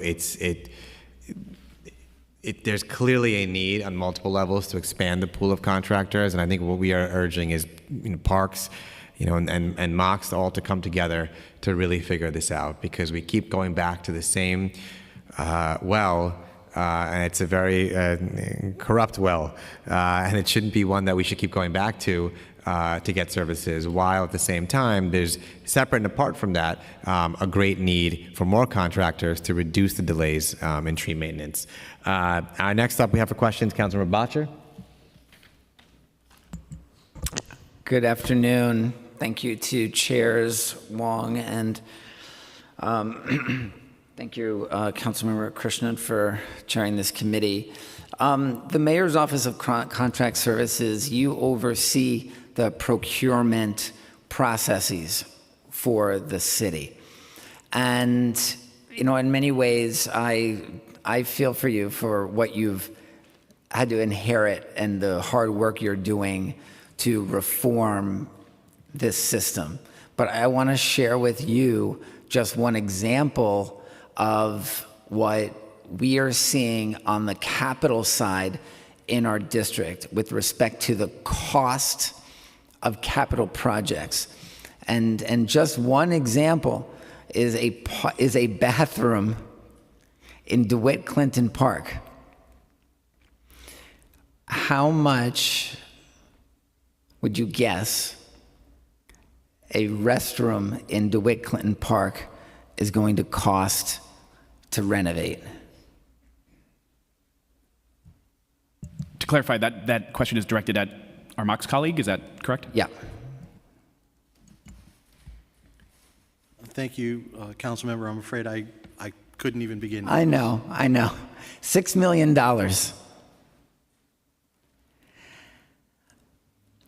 There have been efforts to address the ballooning costs. And I know that those efforts are, you know, evidently still underway. But could you just briefly just give us some hope, give my constituents some hope that there's going to be some sanity brought to these price tags?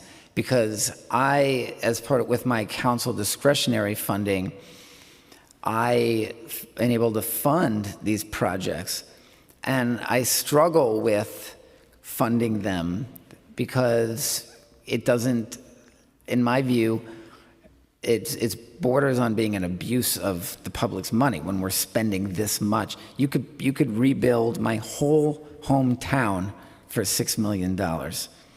And this is a bathroom in a public park. So give us some hope that things are going to change. I'm happy to interject here and maybe provide a little bit of hope. There's no denying that construction costs are remarkably high in New York City. I don't think that's unique to park projects. A recent study I recall, I think New York City displaced, I think it was Zurich as the most expensive city in the world to construct things. So I think that's, and secondly, I just need to clarify for everyone's benefit, the agency doesn't set prices, right, with like a price gun or something like that, right? Like this all goes through a competitive sealed bid process, just to be clear. And we share the frustration that these costs have risen over the years, for sure. And the agency has taken really strong steps That's been streamlining designs. We've actually had we're in the midst of a really exciting effort. We've installed what's referred to as the Portland Loo, which is sort of a standalone, six, but at a considerably lower cost. It is one per borough, and at a considerably lower cost. I think that came in around $1 million per site. There's a lot of complex work that comes with building restroom facilities, right? Sewer connections, other utility connections.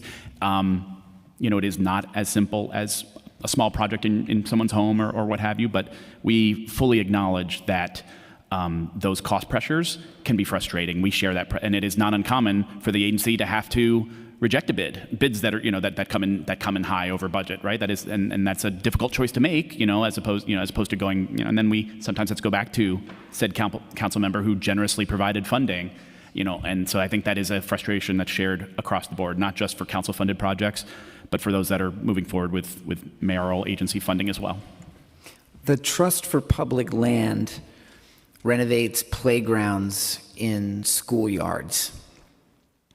They have done projects in our council district in a fraction of the time for a fraction of the cost, yet they are not permitted to do capital projects in city parks.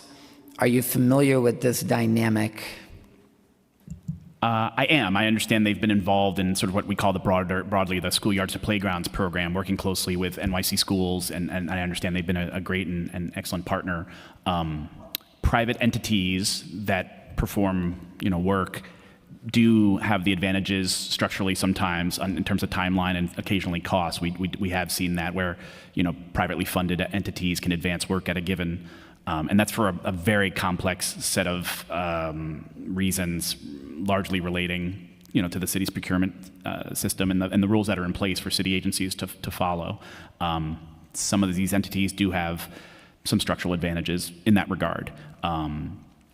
I am less familiar with proposals for them to do work elsewhere. I'd be curious to hear more, and that's something we could always look at. Yeah, I've spoken to the last couple commissioners about this because we fund the Trust for Public Land to renovate schoolyards.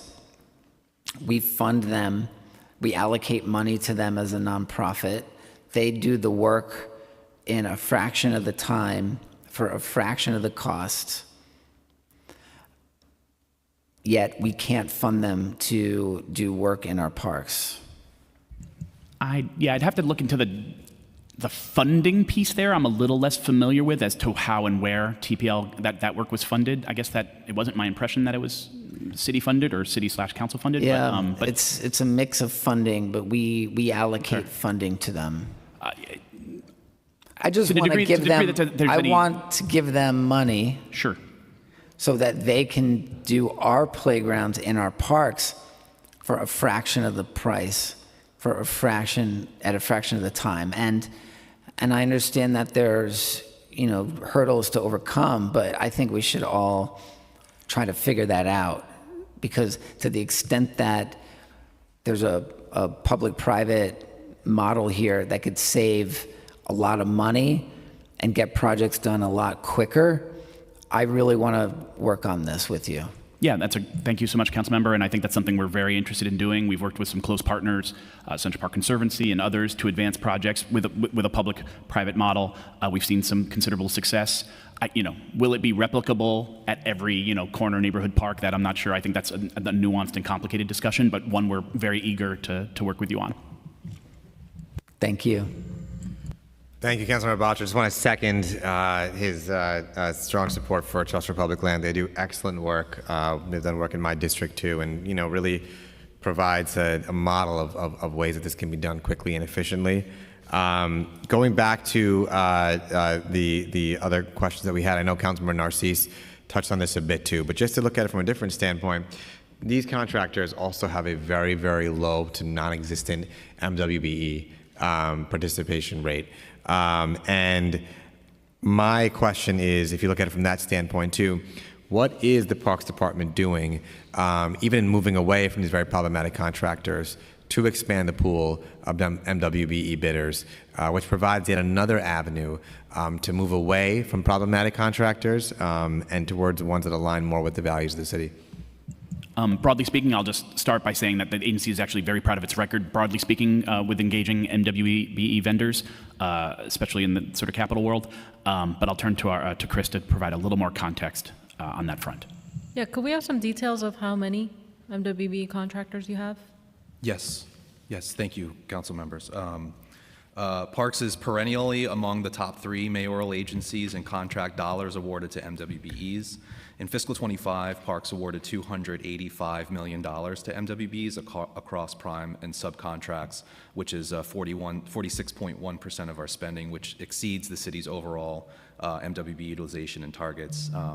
Specifically with regard to capital tree planting work, since 2023, 63% of our tree planting projects and 50% of our capital tree and sidewalk contracts were awarded to MWBEs. And of the 12 vendors that we mentioned that are viable for tree planting work, 6 of them are MWBEs.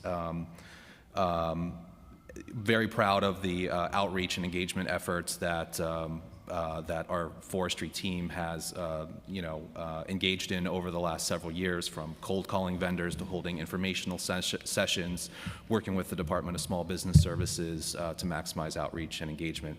And that's why we've been able to see more participation from small businesses and MWBEs, and we've also been able to lower our tree prices as a result. Thank you.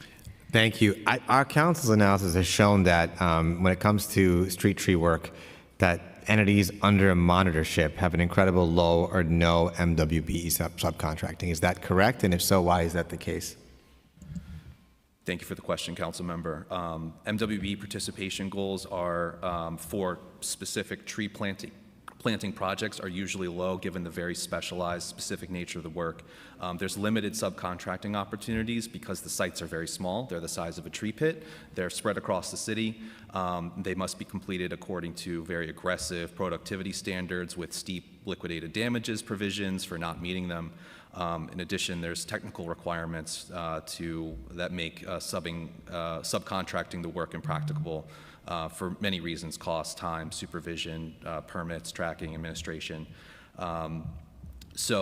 When we do a goal-setting analysis, we typically determine that for, again, not just for these particular vendors, but for any street tree planting contract, that largely the contract has to be self-performed.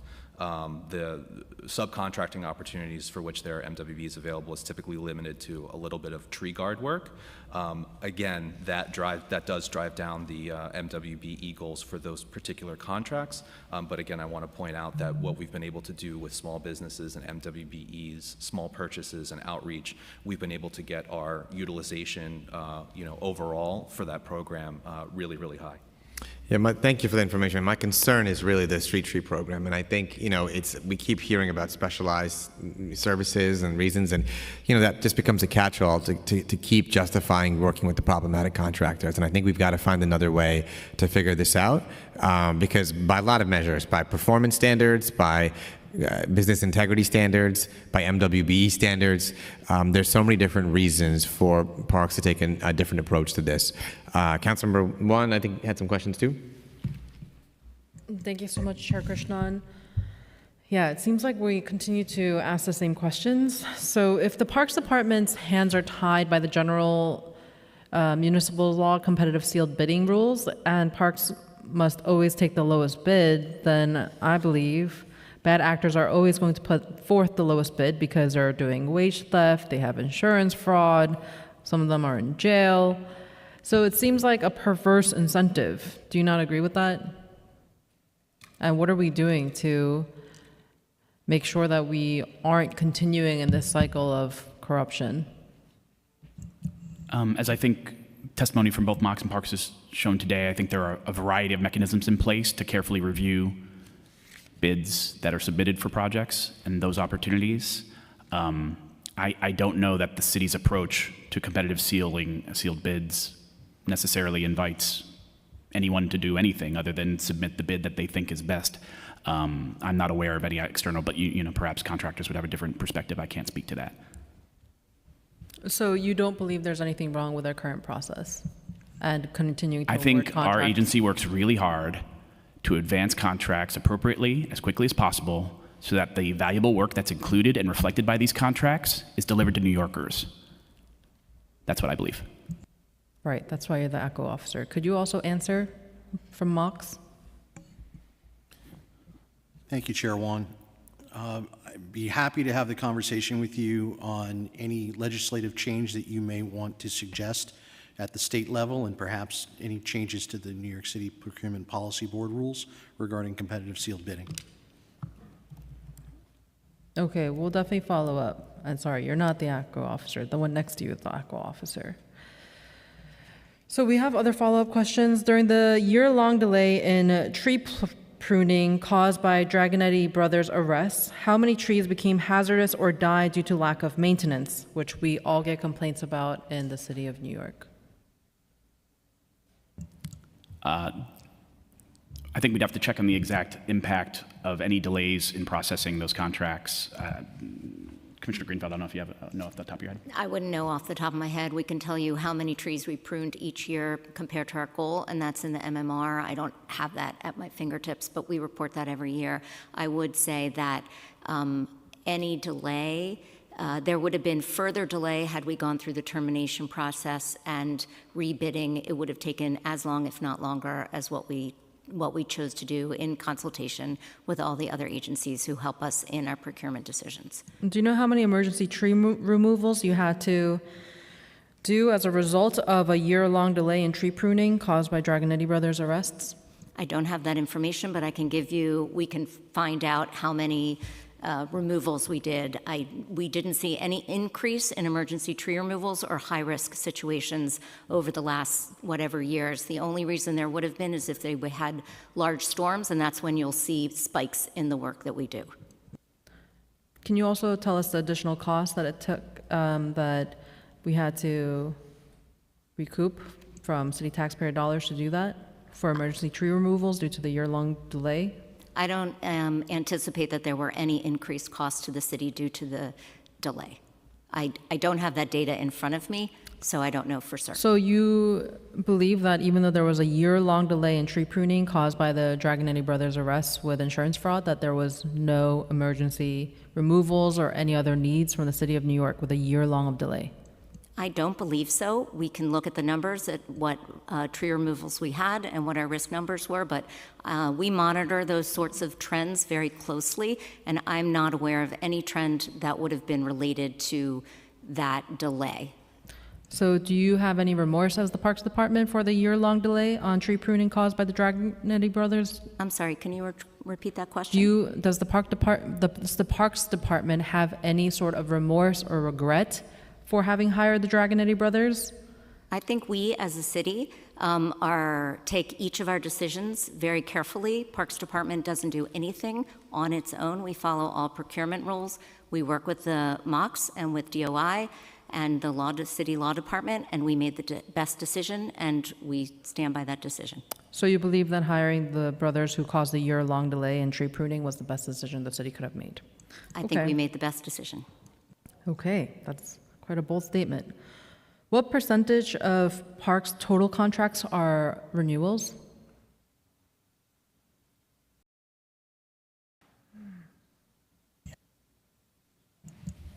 Thank you for the question, council member. I'd like to get back to you on that if we could. We don't have that handy. Okay, because we want to know exactly how many contracts awarded to Griffin's Landscaping, Dragonetti Brothers, and Champion Electrical were renewals versus new bids. And we also have a lot of nonprofit partners like Big Reuse that help with street tree cleaning, pruning, and of the sort. We want to understand how many nonprofit organizations currently hold contracts with parks, and have nonprofit organizations expressed interest in taking over work from these problematic contractors? Specific to tree-related work, I'm not aware that nonprofits constitute a significant proportion of folks submitting bids. Anyone is welcome to, right? Like nothing precludes a nonprofit organization from building capacity and submitting a bid. It would be considered. I'm not aware that that's been a significant factor in recent years. We'd encourage anyone interested in doing tree work and doing business with the city of New York, regardless of how they're constituted as a nonprofit or for-profit, we'd be open to that. The city park specifically certainly has nonprofit vendors that are paid through the agency. A big part of that you might be familiar with are council discretionary awards, for example. These nonprofits that are providing programming or what have you are sort of funded by the council, but it's routed through the Parks Department. So that's probably the most significant category in which a nonprofit entity is doing business with the city in that regard, but that's considerably different than sort of the large-scale construction work that's involved in tree work. And thank you for that question. I would also say that we facilitate, seek out, and work with nonprofit partners for grant proposals. We do a lot to support other nonprofit partners to get grant proposals. We streamline permitting, we help them find locations, and we try to make that as easy as possible. And they have been very successful in acquiring grants over the last several years. Okay, over 30 elected officials demanded termination of Griffin's contracts. DPR didn't respond to any media inquiries. What are the department's protocols to responding to council and other elected officials' concerns about contractor integrity?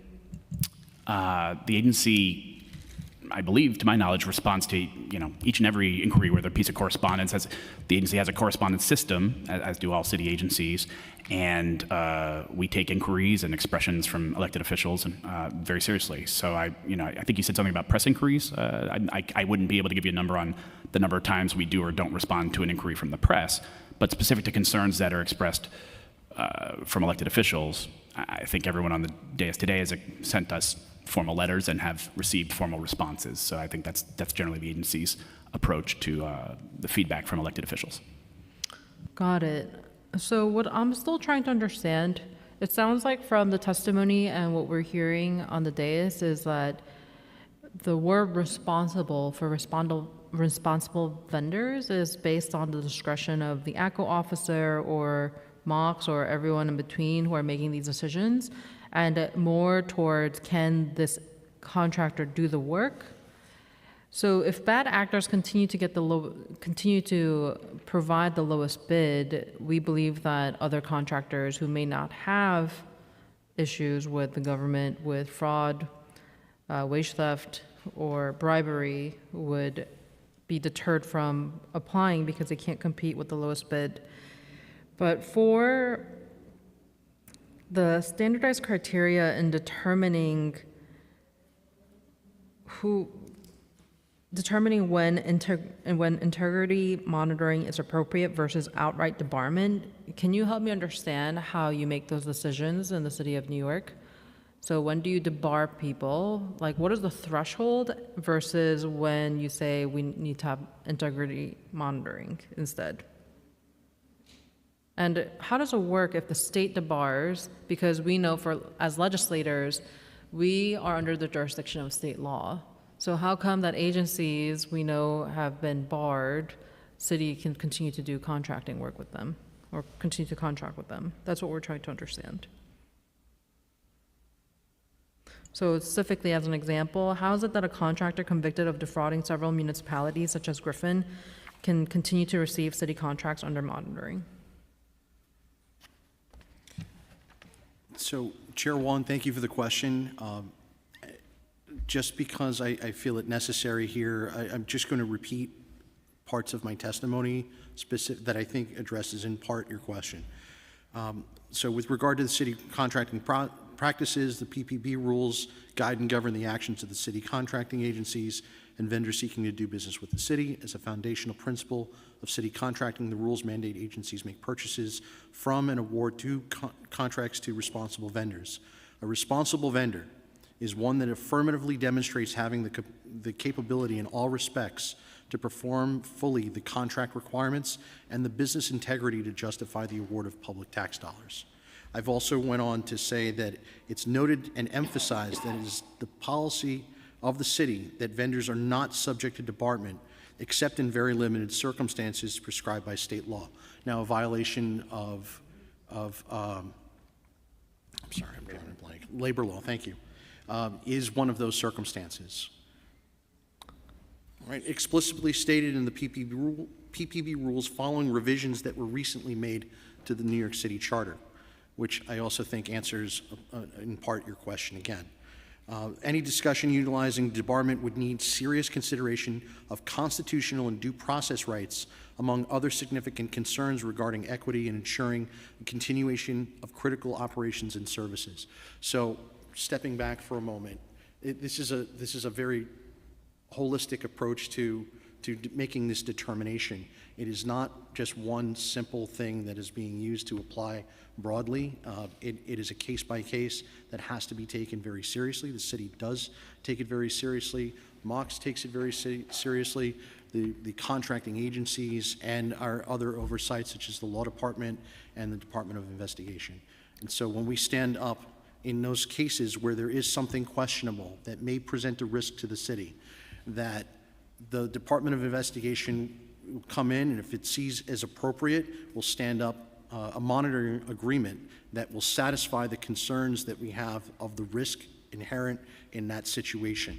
And so that enables the city then to make a determination. Keeping these circumstances in mind specific to this issue, we find that the vendor is capable of performing the way I had just described a responsible vendor is. I had always thought that the city of New York was risk adverse, but I'm seeing that we are very risk tolerant because a contractor like Griffin was convicted of defrauding several municipalities, but we just continue to do business with them. Interesting. My next question is, Dragonetti Brothers were debarred by DDC, but they continue to receive city, park contracts from the city, which we talked about already. So I'm trying to understand. One, the Parks Department was aware of the debarment by DDC, and does Passport from MOX have a unified debarment list that applies across all agencies so that the agencies can see when another agency has debarred a contractor? I believe the information that you're speaking to is caution information that may be the result of a debarment specific to a city agency. It wasn't to the city in general. That was a very, very extreme circumstance in which we've already mentioned that any of this adverse information would be recorded in Passport for other agencies to see. And it doesn't necessarily mean that the presence of that information would cause an agency to automatically overlook them or otherwise reject their proposal or bid. So does Passport have a unified system that has a debarment list for other agencies to see when a city agency has debarred a contractor? No, the city does not have a debarment list. So was Parks Department aware of DDC's debarment when you accept the renewal?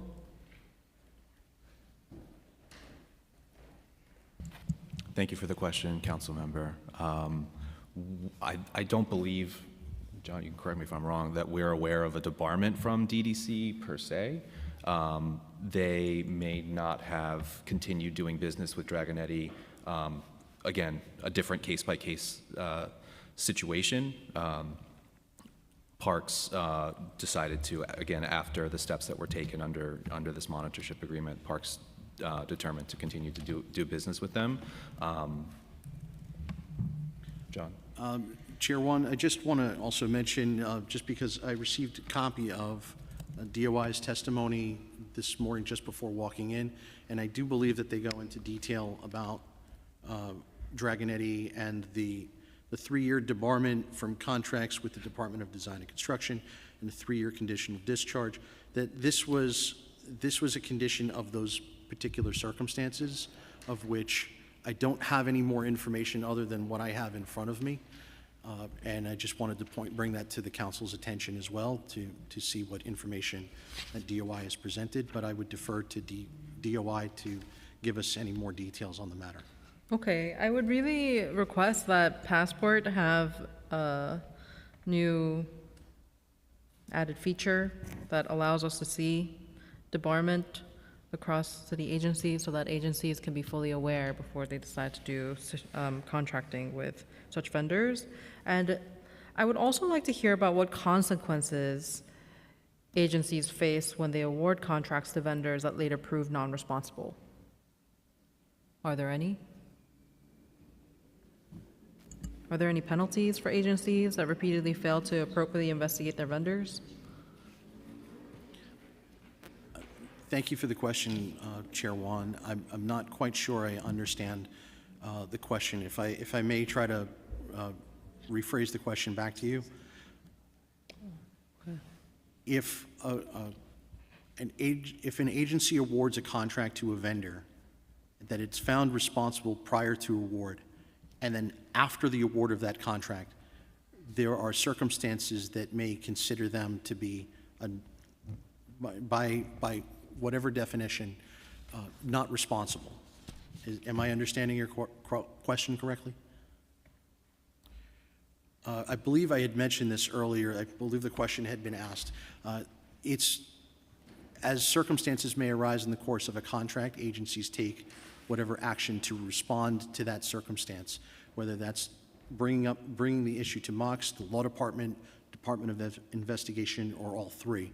But those circumstances are raised in every case. Okay, so there's no penalty to the agency, but the agency just has to take action when it's notified. For Contracting with a vendor that is found to be corrupt or unethical, et cetera.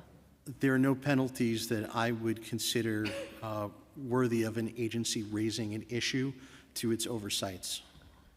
What are the courses of action that contractors have to take when they are found? So for example, I believe it was Dragonetti that caused a year of delays because they have been having issues. So what happens to these contractors? Are they just continue to be paid out until they can do the work? I would defer to my colleagues at the Parks Department to speak to anything regarding non-performance in a contract, in its contracts. Thank you, John. Thank you, Chair Wan.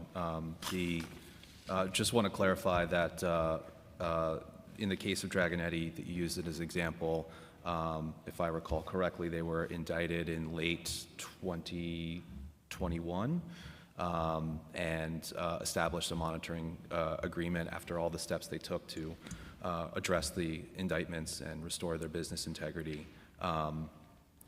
So I'm not sure exactly how long the contracts were on pause for. It was a few months. I don't know whether it was a year, but to answer your question, no. They only get paid if they do contract work. And after the indictments came out, we paused every type of work except that which was necessary to protect public safety and protect investments in grown trees and things like that. And then, the vendor could not resume performing work on the contract and thus not get paid for their contract work until we had reestablished, their integrity through the monitorship and the steps that they took in that regard. Was there a process where you could have just given the contract to a vendor who did not have these issues? Thank you, Chair Wan, that's a great question. Yes, there. Again, we take each contracting decision very seriously and make sure we're compliant with all relevant laws and rules, including the PPB rules. There are provisions in the PPB rules for replacing a terminated or defaulted contractor. We could have followed those. That was part of our analysis.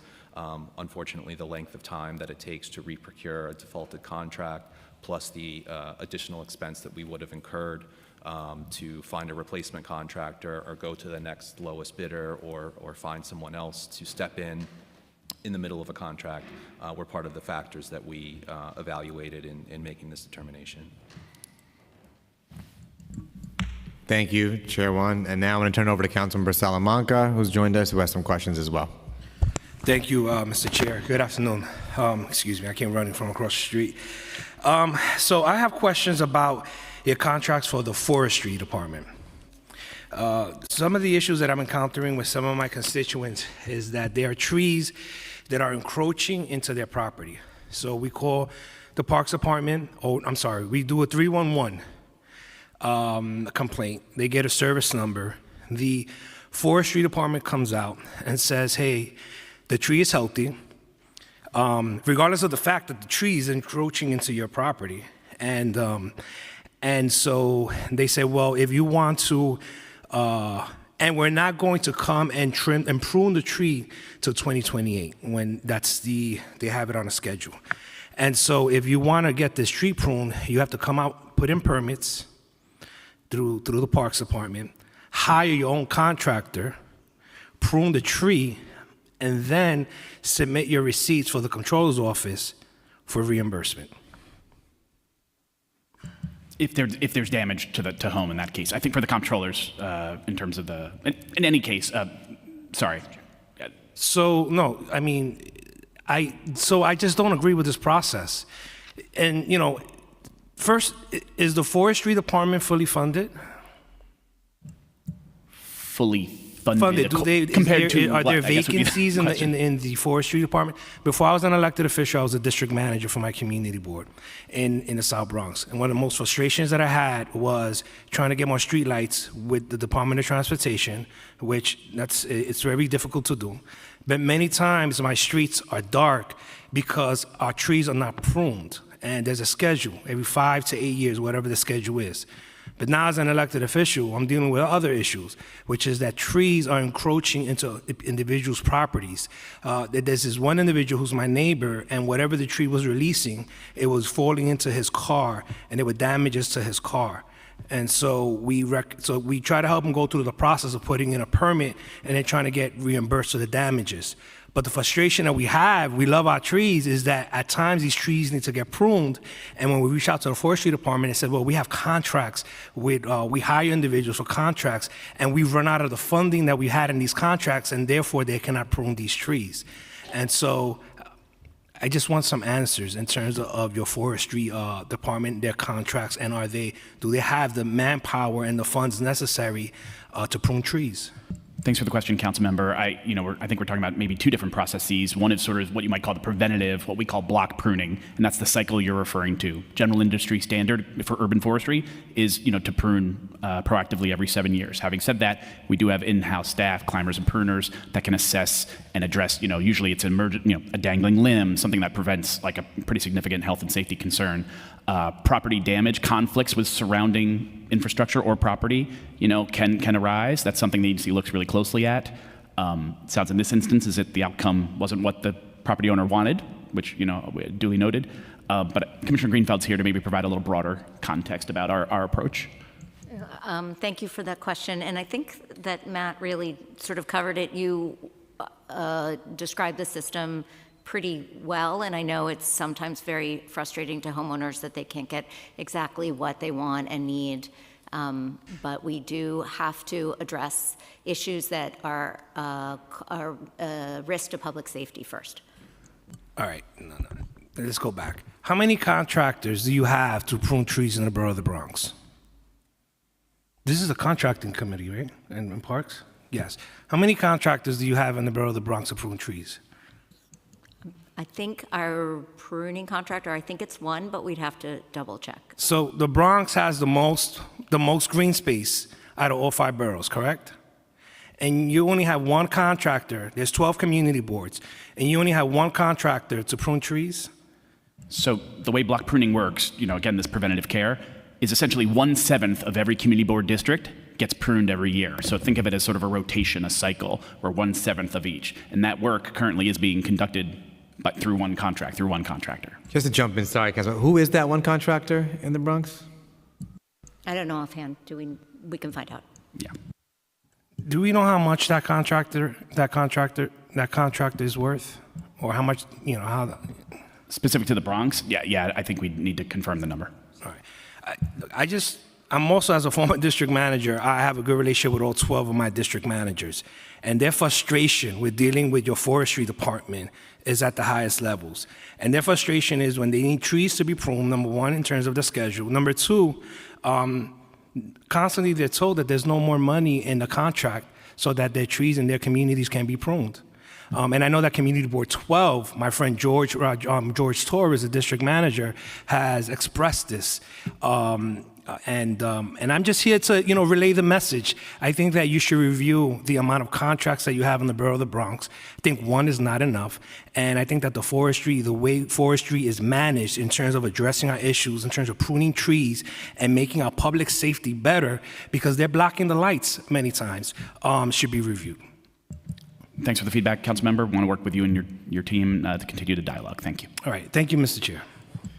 Thank you, Councilmember. Look, I think Councilmember Bartholomew is a very important point here, and you all know it too, and we've discussed this before as well, but it's the delays in the tree maintenance in general and how long it takes, even though I know that there are some industry standards, but the fact of the matter is for a lot of constituents, for a lot of people, that's just too long.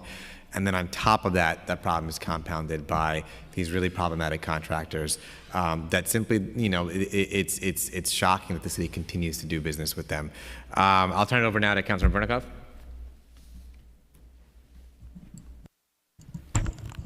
Thank you, Chair. I have a couple more questions for contracts. How much money is set aside for emergency repairs in a fiscal year?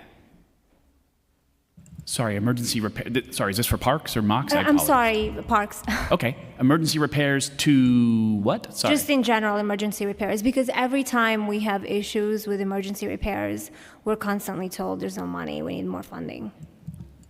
Specific to the realm of maintenance or operations, like just for a park, for a playground, is that what you mean? Yes. So we do. So okay, got it. Thank you. We do have maintenance and operations staff. We have our borough trades teams, or we have another team known as the Citywide Services Division that does provide. Those are skilled, trades. We have blacksmiths, carpenters, what have you, that can provide what you might call emergency repairs, planks of a boardwalk, or a bench repair, something along those lines.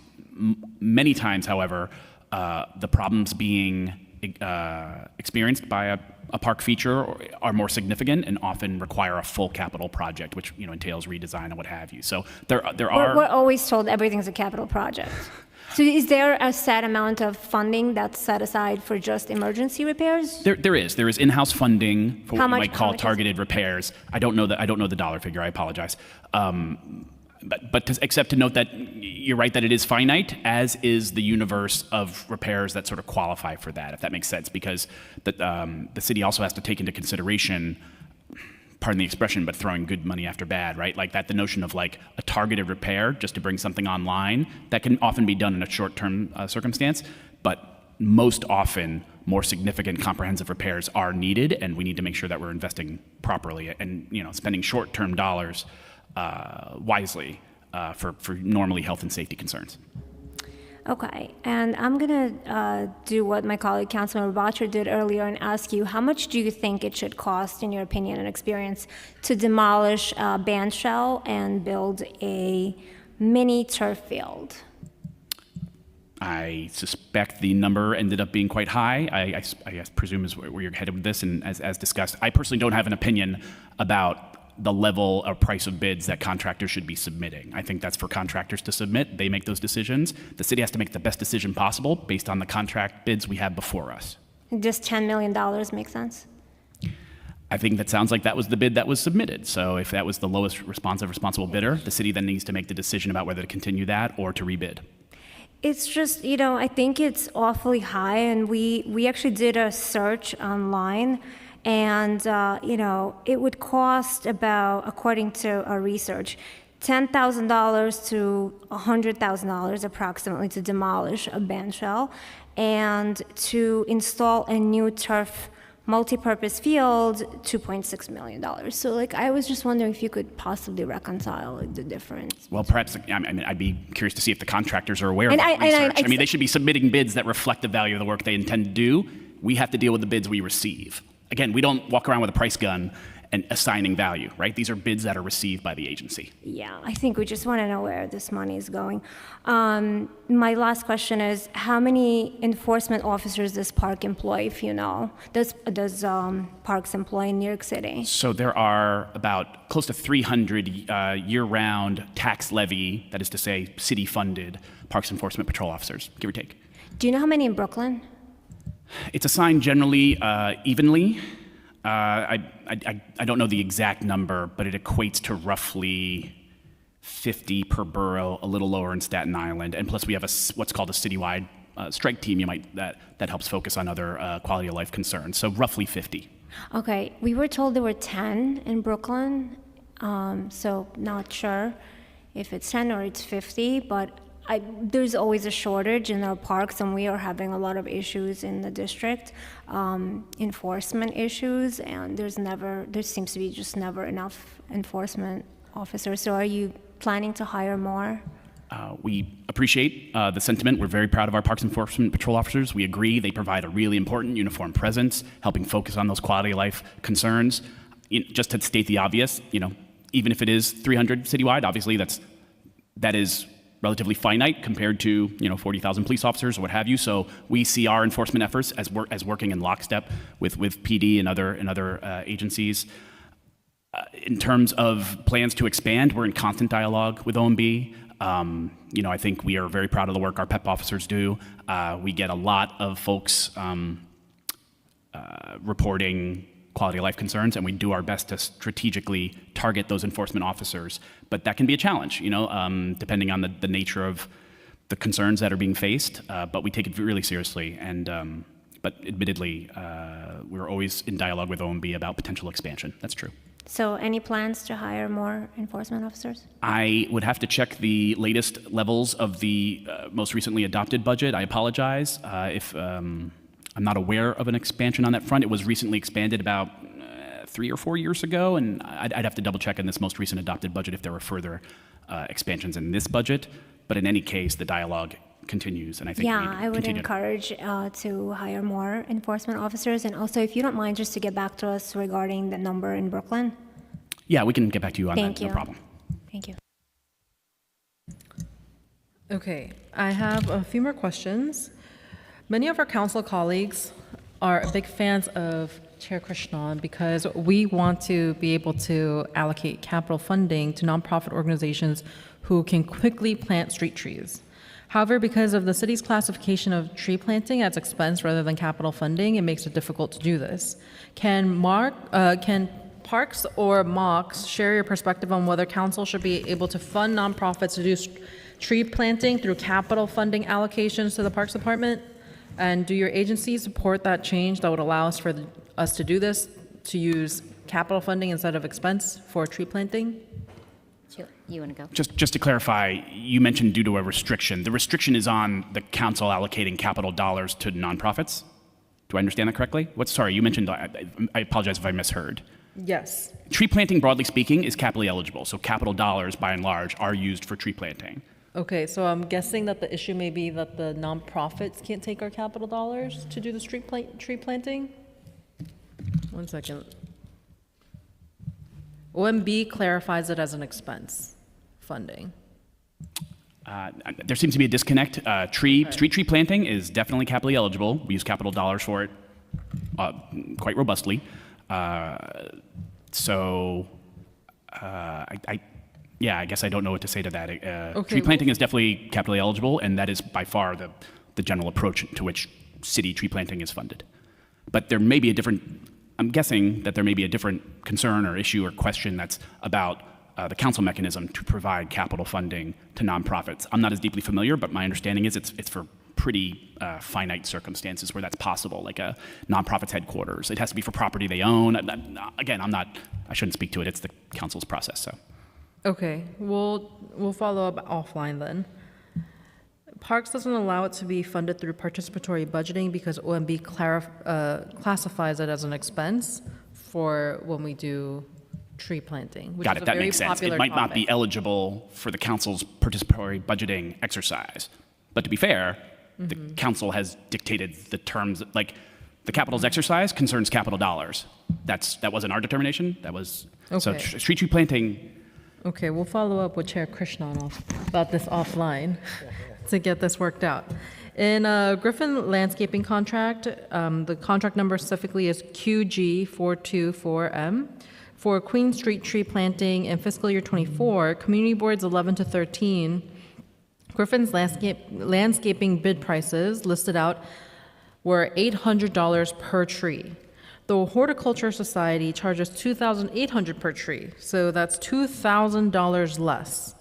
than the average that our trusted partners are estimating. Why does the Parks Department, though, charge council offices $3,550 per tree? We're trying to figure out this math problem. So if we could, yeah, I think we could talk a little bit about average planting costs. That might help set some context here.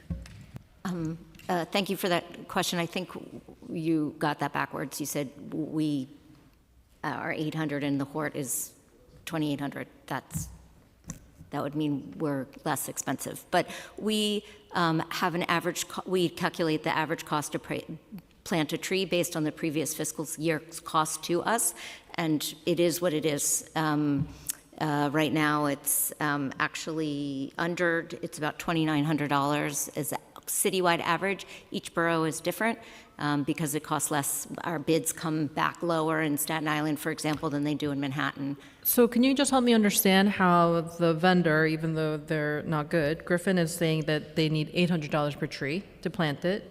Why is the city saying that it's going to be $2,900 per tree on average? Where does the $2,000 go? I'm not quite sure where that $800 comes from. I'd have It's to. from the contract itself. We can tell you the exact page that it's Are you on. talking about the planting item for $800? It That there is says- probably a line item that says plant tree. I have no idea what they bid on it. I would have to look that up, but there are many, many line items in a tree planting contract, and then they all sort of kind of come together. Whether you're cutting out a sidewalk, you're excavating the soil, you're planting the tree itself, the cost of the actual tree is in a separate contract. That's not provided by the contractor mostly. So that all sort of rolls up into an average cost for planting a tree. And in that site, each site costs something different. Got it. So the breakdown of the $2,900 on city average is the cost of the tree plus everything you just named?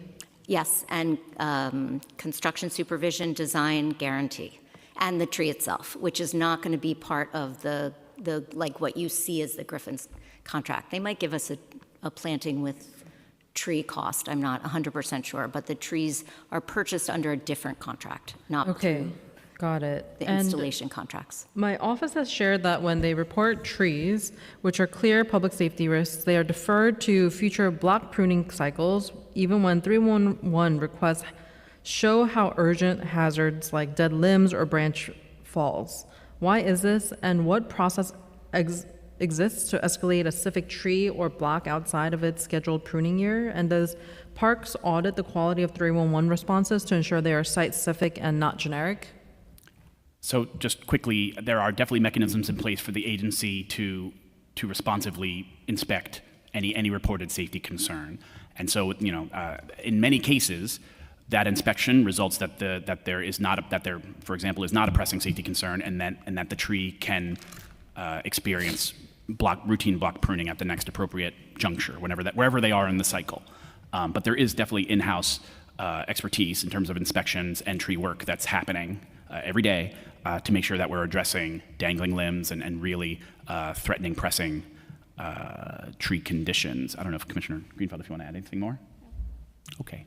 But yes, there are some outcomes in which an inspection will determine by our arborists that there is not a pressing concern. And in those cases, it is true that the matter would be essentially deferred to the routine block pruning. We're just very concerned because, in addition to what I just shared, for example, in Woodside, we have reports from constituents that when cars are parked, blocking Parks crew from pruning trees, these locations are skipped, which could lead to one tree being pruned every 14 years. Why do pruning crews not return to complete the work when a tree is missed due to a parked vehicle? Thanks for that question, Councilmember. I would love to follow up with you on this specific location. Certainly that is not our intention. Our intention is for block pruning to prune every tree on that street. So please let us know if for some reason it was skipped in that circumstance, and we can follow up. Okay, so it's part of your protocol to go back if there's a parked vehicle and that tree was missed? Yeah, I mean, it's not my understanding that happens, but the contractor should be doing every tree on the street. And please let us know if that has been an issue. Okay, well- Every eligible tree on the street, I should say. They don't always do the small ones. There's specific ones that are eligible. Okay, we'll send you a list of any trees that we have reported from our constituents. And what is the current average timeline to complete Category C and D tree removals in Queens? Thank you for that question. I don't have that information right now. We don't have a timeline for Ds. They're considered negligible risk. We are do Ds when they're sort of debris left on the ground. That tends to happen. So there's no specific timeline for Ds. Okay, why does Parks Department require a request from a council member to act on confirmed dangerous or dead trees even after 311 and forester inspections? I don't think we would characterize it that way whatsoever. I'm sorry, why do we say again? Require the council member to act on confirmed dangerous or dead trees even after 311 and forester inspections? Like, Our agency look is for actively our inspecting confirmation? and addressing dangerous concerns, again, every day. So I wouldn't characterize, I wouldn't agree with that characterization. So you don't need our confirmation before you do? I think we welcome feedback from all sorts of sources. That could be 311, that can be staff observation, that can be a condition that has come across through these routine block pruning. They can see a very dangerous condition and make sure that it's addressed. There's a variety of sources, but elected officials as well can certainly, or the local community board or... Yeah. However, we make determinations based upon the observations and analysis of our trained staff, not based upon just somebody telling us it should be done, regardless of whether that's a council member or anybody else. Okay, good to know. How frequently are parks data sets like block pruning schedule and tree maps updated, and how accurate are they compared to real-time field conditions? Thank you for that question. Well, everything's on open data, and I'm not quite sure how often our data is updated in open data, but I can find that out for you. So literally everything in our database is on open data. But the most accessible way is to be looking at the tree map online, which actually does now, I think because of a legislation, show the most recent inspection and inspection results. It is, I believe it's updated daily. I would have to find out for sure if there are any delays, but it should be reflecting what's live in our database. Okay, we'll follow up because our constituents are reporting that it is not very accurate or frequently updated. Just so that you're aware, the rough average wait time in Council District 26 for 311 reports to take action is 1.5 to 3 years for almost any forestry work, which is a very long time. And 70% of parks cases involve dead trees or branches that are deemed unsafe by the foresters. And we had multiple cases where residents resorted to wrapping caution tape around dangerous trees, highlighting the community's desperation and absence of parks intervention. Thank you so much, and that is the end of my questioning. Thank you very much, Chair One. I think there are no more questions for you all. You survived through it. But thank you all for your testimony. I do think we're going to hear from the public now too, but I do want to say, yeah, this is really, you're hearing it from all of us here too. It's really an issue that we've got to address within the Parks Department, both from the standpoint of the work and the pool of contractors, but also from a perception standpoint too. And I look forward to finding ways to work together to continue addressing this issue. And thank you, Mox, as well. And look forward to your participation as well too. Thank you. Now we'll turn it over to public testimony. I have to read this thing, which I will read. I now open the hearing for public testimony. I remind members of the public that this is a formal government proceeding and that decorum shall be observed at all times. As such, members of the public shall remain silent at all times. The witness table is reserved for people who wish to testify. No video recording or photography is allowed from the witness table. Further, members of the public may not present audio or video recordings as testimony, but may submit transcripts of such recordings to Sergeant at Arms for inclusion in the hearing record. If you wish to speak at today's hearing, please fill out an appearance card with the Sergeant at Arms and wait to be recognized. When recognized, you'll have 2 minutes to speak on today's hearing topic, which is about oversight of Parks Department's contracting practices and vendor accountability. We have one panel, and we'll call up everybody together. Carla Hernandez, Max Barton, and James Versacchi.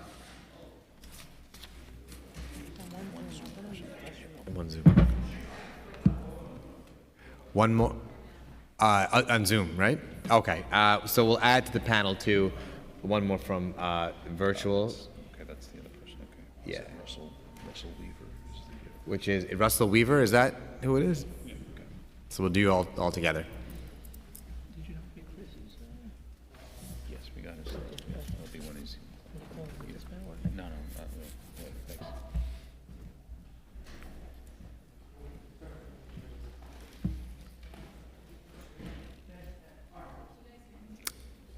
Now it should be on now, yeah. All good? Yep, now we can. You may begin. Okay. Good afternoon, Chair Krishnan, Chair Wan, members of the Committees on Parks and Contracts, and everyone who is present here today. My name is Carla Hernandez, and I'm here representing Labor's Local 1010 LESIT. We're an entity of Local 1010 that focuses on contractor advocacy. On behalf of our members and contractors, I want to thank you for holding this joint oversight hearing to shine a light on the troubling procurement practices at the New York City Department of Parks and Recreation, and thank you for all of your thoughtful questions. Earlier this year, we raised serious concerns about parks awarding millions of dollars in forestry contracts to contractors with criminal convictions, including bribery, fraud, and wage theft. But despite those warnings, obviously little has changed. Public record and testimony today show that Griffin's Landscaping and Dragonetti Brothers currently hold multi-million-dollar active contracts with New York City parks. These are not small incidental awards. They represent significant shares of the department's forestry contracting, totaling in over $50 million in street tree planting work. Yet both of these contractors have principals who've been convicted of serious felony conduct on public work projects. The DPR found these criminals responsible bidders by allowing them to enter into monitoring agreements to receive parks work, even when one of these contractors was denied work by another city agency. Have these contractors not shown that they are a risk to the city? What is most concerning is that although 30 council members and 2 borough presidents agreed that the Parks Department should have rescinded Griffin Landscaping's most recent contract, DPR still awarded them the work after the criminal conviction of Glenn Griffin, Griffin's Landscaping's principal. DPR has justified these awards by pointing to the use of independent monitorships, but it's no secret that monitorships do not erase crimes. They represent an outdated system that allows the city to do business with bad actors. Meanwhile, qualified, responsible bidders, including several of our own MWBEs, are bidding and being passed over for the same contracts. This is not a question of capacity or a lack of qualified bidders. The reality is that the Parks Department is choosing to reward the same contractors who break the law instead of giving more responsible contractors and MWBE firms a fair chance. Taxpayer dollars should go to contractors who follow the law and deliver quality work, not those with criminal convictions. We stand ready to work hand in hand with the Council, the Parks Department, and responsible contractors to create clear rules, ensure accountability, and give union and MWBE firms a fair chance so our communities can truly thrive. Thank you. Thank you. Max? Good afternoon, and a quick thank you to all City Council members on both the Parks and the Contracts Committees for holding this meeting on the Parks Department contracting practices and vendor accountability, especially Chair Krishnan and Chair Wan. My name is Max Barton. I work as a union representative conducting strategic research for Labor's Local 1010, a union that represents over 2,500 laborers who build New York City's infrastructure. If you've walked on it, driven on it, or landed on it, there's a good chance our members have worked on it. Today, my testimony will discuss the city's own data, reflects about the status of Parks Department's bidding process and its results. I will also discuss the potential changes to that bidding process and tree planting contracts distributed by the New York City Department of Parks that can increase consistent contract results, cost savings, and quality for New York City residents. I would be happy to answer any questions the committee may have of me. I have reviewed data to counterpoints made by the New York City Parks Department in its August 1st, 2025 letter addressed to the Council Chair of the Parks Committee, Shekhar Krishnan. In the August 1st letter, the Parks Department advocates for Griffin Landscaping, a tree contractor whose owner was convicted of committing felonies and is currently serving time in federal prison for fraud, bribery, and bid rigging. Parks has effectively stated this contractor and others like him should be able to bid due to lack of qualified bidders for street tree planting work. My testimony will counter that unsupportable notion.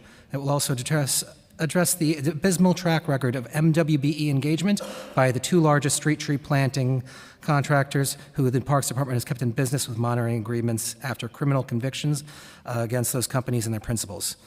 Using Checkbook NYC, Passport, and the city record, we were able to delve deeply into street planning tree contracts. As you know, Checkbook NYC is an online transparency tool provided by the New York City Comptroller's Office that provides data from 2010 until today. While the Parks Department states there are not enough contractors, the capacity, experience, equipment, or labor force to plant trees in New York City, the data shows otherwise. Nearly all Parks capital projects have forestry work attached to it, including tree planting, pruning, stump removal, and other similar tree work. A project such as the reconstruction of a multi-purpose area in Osborne Park, Brooklyn. That might not sound like a forestry or tree project, but that project has tree removals, tree growth, regulators, tree pruning, nursing for existing trees, and decompaction. All that work is regularly performed by numerous contractors who are qualified bidders, many of who are MWBEs. Our research, which is summarized in 3 attached charts, demonstrates the Parks Department's shockingly high reliance on contractors with questionable business integrity. The city records show that 54% of all active street tree planting money is going directly to 2 contractors with criminal histories. 54% to 2. The consolidation of tree work to Dragon Eddy and Griffin has led to 5 of the 10 other top street tree planting contractors having no city tree planting work. We believe that less contractors doing the work means less opportunities for other contractors to reduce the city's reliance on these 2 contractors. And this very reliance that would seem to have created a vacuum that required parks to seek monitorships for Dragon Eddy and Griffin when they should have not gotten any more city work. We believe consolidation means slower work, and that slower work means less street trees planted. This cycle remains unbroken, and it can take up to 3 years to get a street tree planted in New York City. Survivability of these trees decreases when the Parks Department preferred contractors receive tree planting work. There is a clear path to planting higher quality street trees across New York City more efficiently, cost effectively, and with longevity for our communities. Cornell is presenting their study today that shows projects completed by well-trained, skilled union workers are finished faster and lead to higher tree survival rates. MWB utilization by the Parks Department preferred contractors is abysmal. The street tree planting contracts reviewed show that contractors with criminal histories and wage theft claims have the worst MWB utilization. 15 years of forestry contracts reveals there are at least 9 non-MWBE general contractors awarded work that never gave MWB subcontractors any work, not one dime. City records show that these 9 contractors received more than $130 million worth of work on 84 contracts. Separately, Griffin's Landscaping and Dragon Eddy Brothers received 59 contracts worth over $163 million. Yet less than 3% of that work went to MWBEs. This lack of opportunity for MWB subcontractors has effectively been rewarded by the Parks Department since these 2 subcontractors continue to receive a majority of street tree planting work, even though they have never improved their MWB utilization or have ever come close to the city's 30% MWB goal. Local 1010 is proud to have a diverse membership that represents the diversity of the city of New York, as well as a partnership with over 65 MWB signatory contractors, many who have met and can meet the Parks Department's street tree planting contracting needs. We hope this hearing highlights this historically bad procurement outcomes in the street tree planting program, and that the Parks Department and Council can work together with Local 1010 and other advocates for our city to plant trees faster, with greater survivability and cost savings to the taxpayers, while also providing career opportunities to the working class of New Yorkers. Thank you for your time and consideration of this testimony and for letting me go over the time limit so much. Thank you for your testimony. Do you want to turn to Zoom? We have Russell Weaver. That's right, Russell. Thank you. You may begin. Thank you. Good afternoon, and thank you to both committees for hosting this session today and for the chance to participate in it. My name is Russell Weaver, and I'm the Research Director at the Buffalo office of the Cornell University School of Industrial and Labor Relations, the ILR School. Together with my colleague, Dr. Anne Marie Brady of the Cornell ILR School's Worker Institute, and in partnership with the Local 1010 Laborers Employers Cooperation and Education Trust, I've been engaged in a month-long empirical investigation of recent tree planting contracts issued by the New York City Department of Parks and Recreation. And I want to begin by saying just how much I appreciate the city's and Parks' commitment to providing the public with rich, high quality, and well-documented data on all municipal activities through the New York City Open Data Program. I'd also like to express appreciation for the city's and Parks' evident commitment to tree planting and to tree care. Your team sets a high standard that cities across New York and the nation would do well to emulate. And on that note, I'll briefly describe the work that Dr. Brady and I have been doing, and I'll summarize some of our key findings to date that I think will be relevant to this hearing. Our full report will be available for public distribution later this fall, and we'll ensure that a member of the panel will forward the final documents to these committees when it is available. In short, our report evaluates measurable outcomes from recent tree planting contracts, specifically those that have been issued between fiscal years 2021 and 2024. So right after the first year of the COVID pandemic up to and including the last fiscal year that's been finalized. In total, there were 43 DPR tree planting contracts that we identified as part of the study and were included in the analyses. Of those contracts, 36 were associated with competitive bidding processes and bid history data that we were able to obtain through the New York City Passport Central website. 12 of those 36 contracts, so about a third, were awarded to local 1010 firms, and the remaining 2/3 were awarded to non-local 1010 firms. Drawing on street tree planting data from... Thank you. Your time has expired. You can continue and conclude your testimony. Oh, sorry.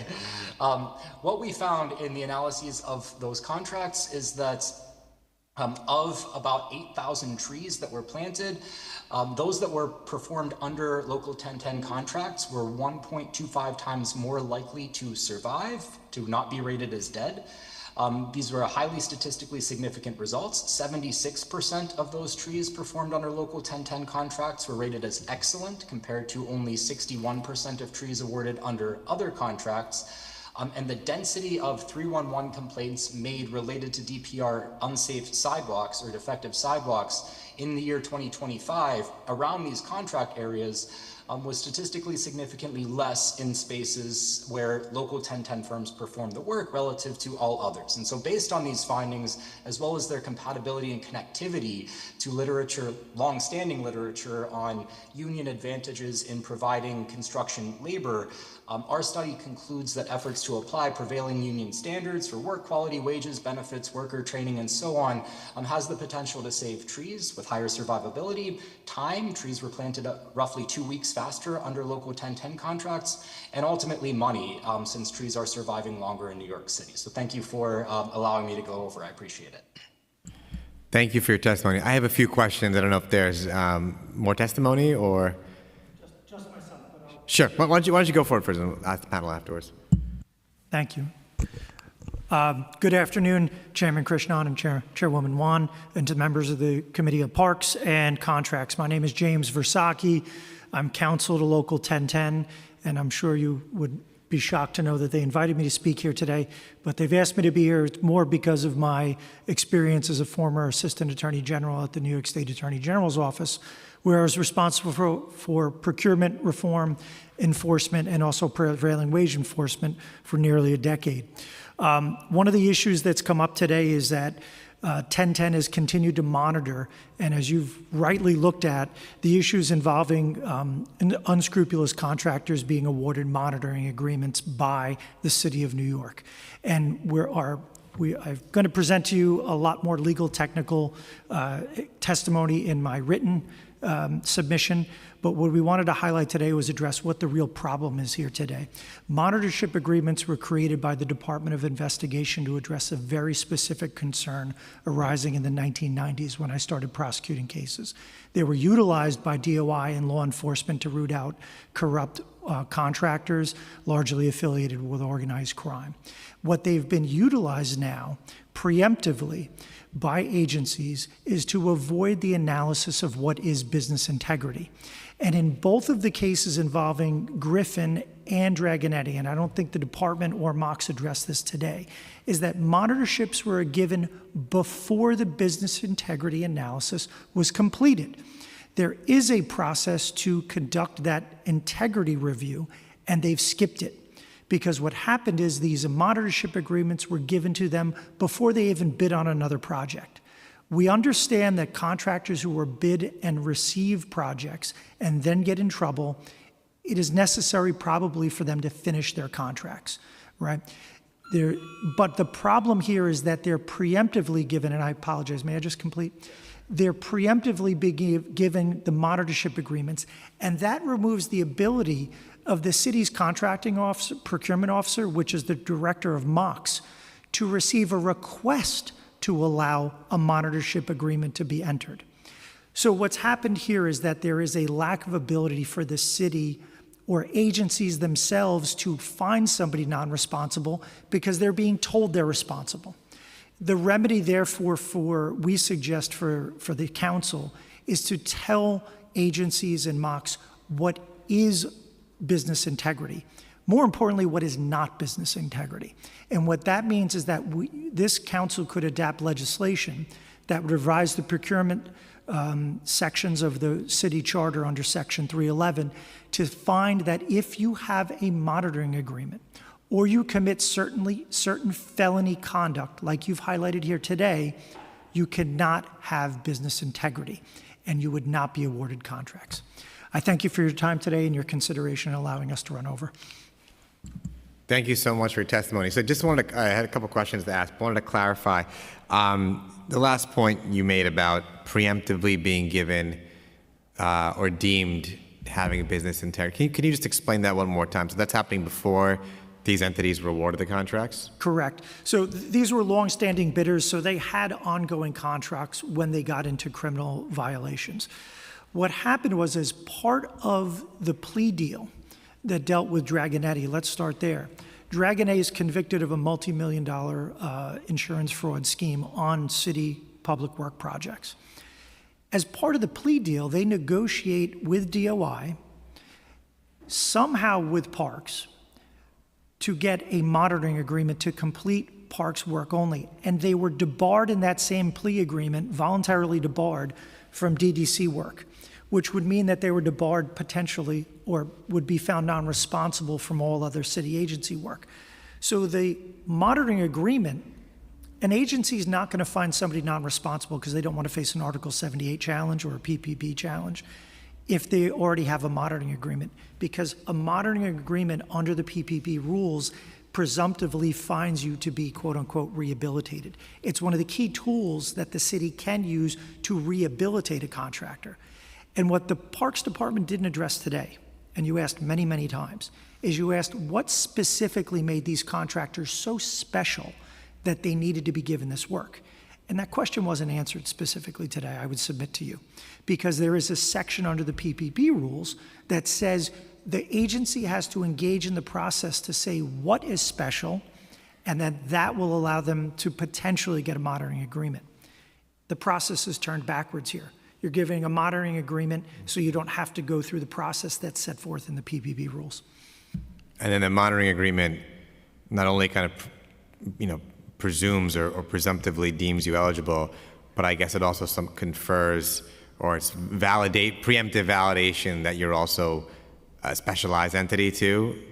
Potentially. I think it gives them both means to make that argument. Got it. Mm-hmm. But more importantly, city agencies want to deliver products, and we respect that. And we know that the procurement process and the deliverables can take time. So they don't want to engage in litigation. I think Councilmember Juan made this point, which is the risk-adverse issue is twisted on its head here. Agencies don't want to get sued for making a responsibility determination because it delays projects. But then they get a monitoring agreement.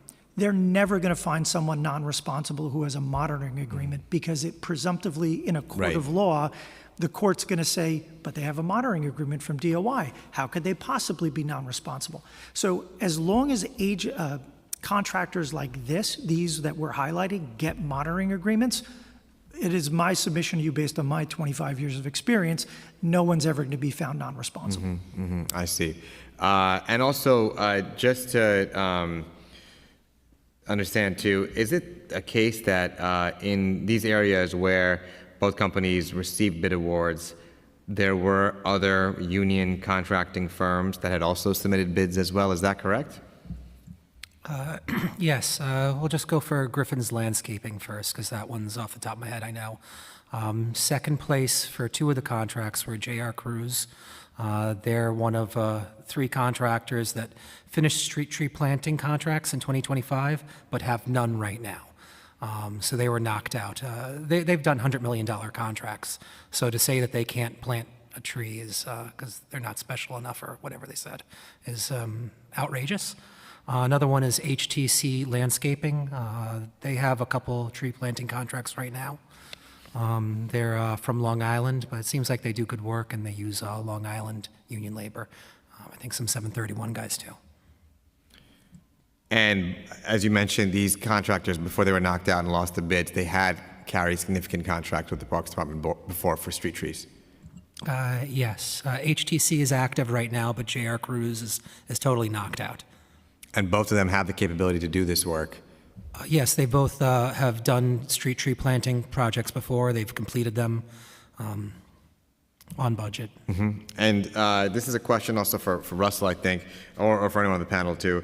I read through the ILR report that Russell had testified, and I just wanted to be clear, the firms here that were union shops that had done the work in an efficient manner, they were doing this work all across New York City, correct? Correct. Sorry, I was still on mute. Yes, sir. Sure. Across the city. And on what contracts? Were they Parks Department contracts? Were they other contracts, or what? They were Parks Department contracts. I can provide a list of all of the specific contract numbers that we looked at.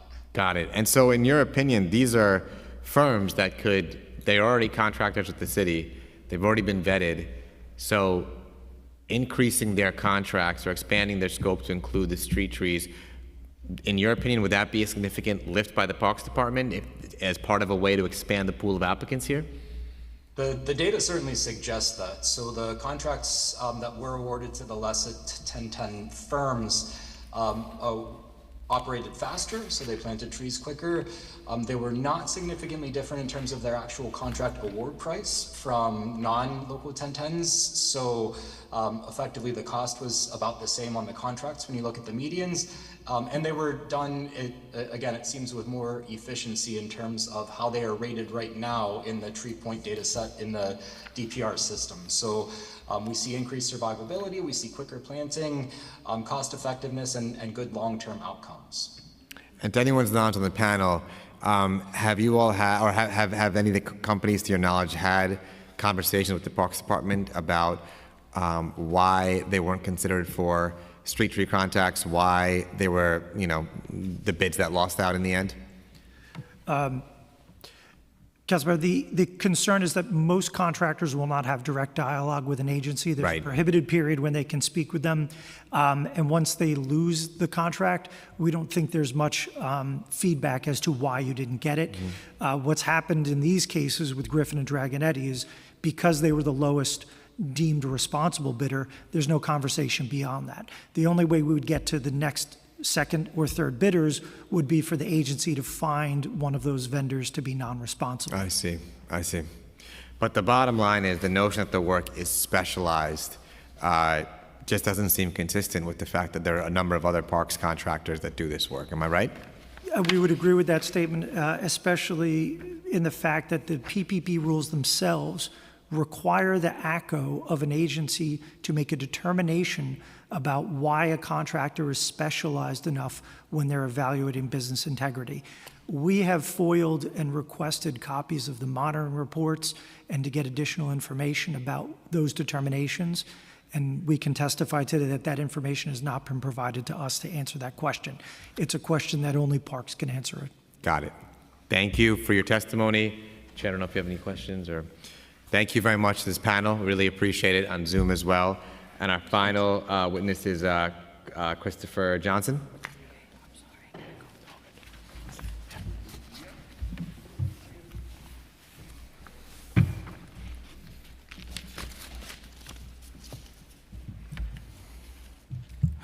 Thank you, Chair Krishan. My name is Christopher Leon Johnson. I just want to ask the Chair, Julie Wong from Contracts, to support Writer's Law, and I want her to issue an open apology to everybody out there that is telling the truth about Writer's Law, about the aspect of Writer's Law is that it's a land grab. that is done by the developers to remove the horse stables is nothing but a land grab. But I support the bill, and I hope she supports the bill too. I understand there's unions involved and stuff like that, but she slandered everybody on Pix 11 on Dan Mariano about, I know about writer's law, but that I know it's kind of off topic, but I hope It is off topic, I know, Mr. Johnson, all right, yeah. so let's go for it. Sorry, Dad, let's go for it. I am calling the city council to, with the help of the contracts chair, to really look into the cop city situation, because I know that you, Mr. Krishan, just got that bill veto overwritten to where the NYPD is not allowed to criminalize the street vendors inside the parks, but the Parks Department law enforcement people are criminalizing themselves. So I hope that you and Julie find a way to really have a hearing about that, about what happened, what's up with the Parks Department, because the NYPD won't be able to help out the criminalize the vendors, especially they go inside the parks. But what about the Parks Department? Because they be outside the Parks Department, be outside City Hall, giving these guys tickets like hotcakes. You know that. So you should have a hearing, like another hearing with the contracts committee, in relating to this situation. So that's my advice. That's my advice, and thank you so much, and enjoy your day. Thank you for your testimony. Thank you. Seeing no other witnesses, I want to thank everyone who came out for today. We appreciate your testimony. Thank you to the Parks Department and Mox for your testimony as well. And we look forward to continuing to work on this important issue together. Thanks, everyone. This hearing is now closed.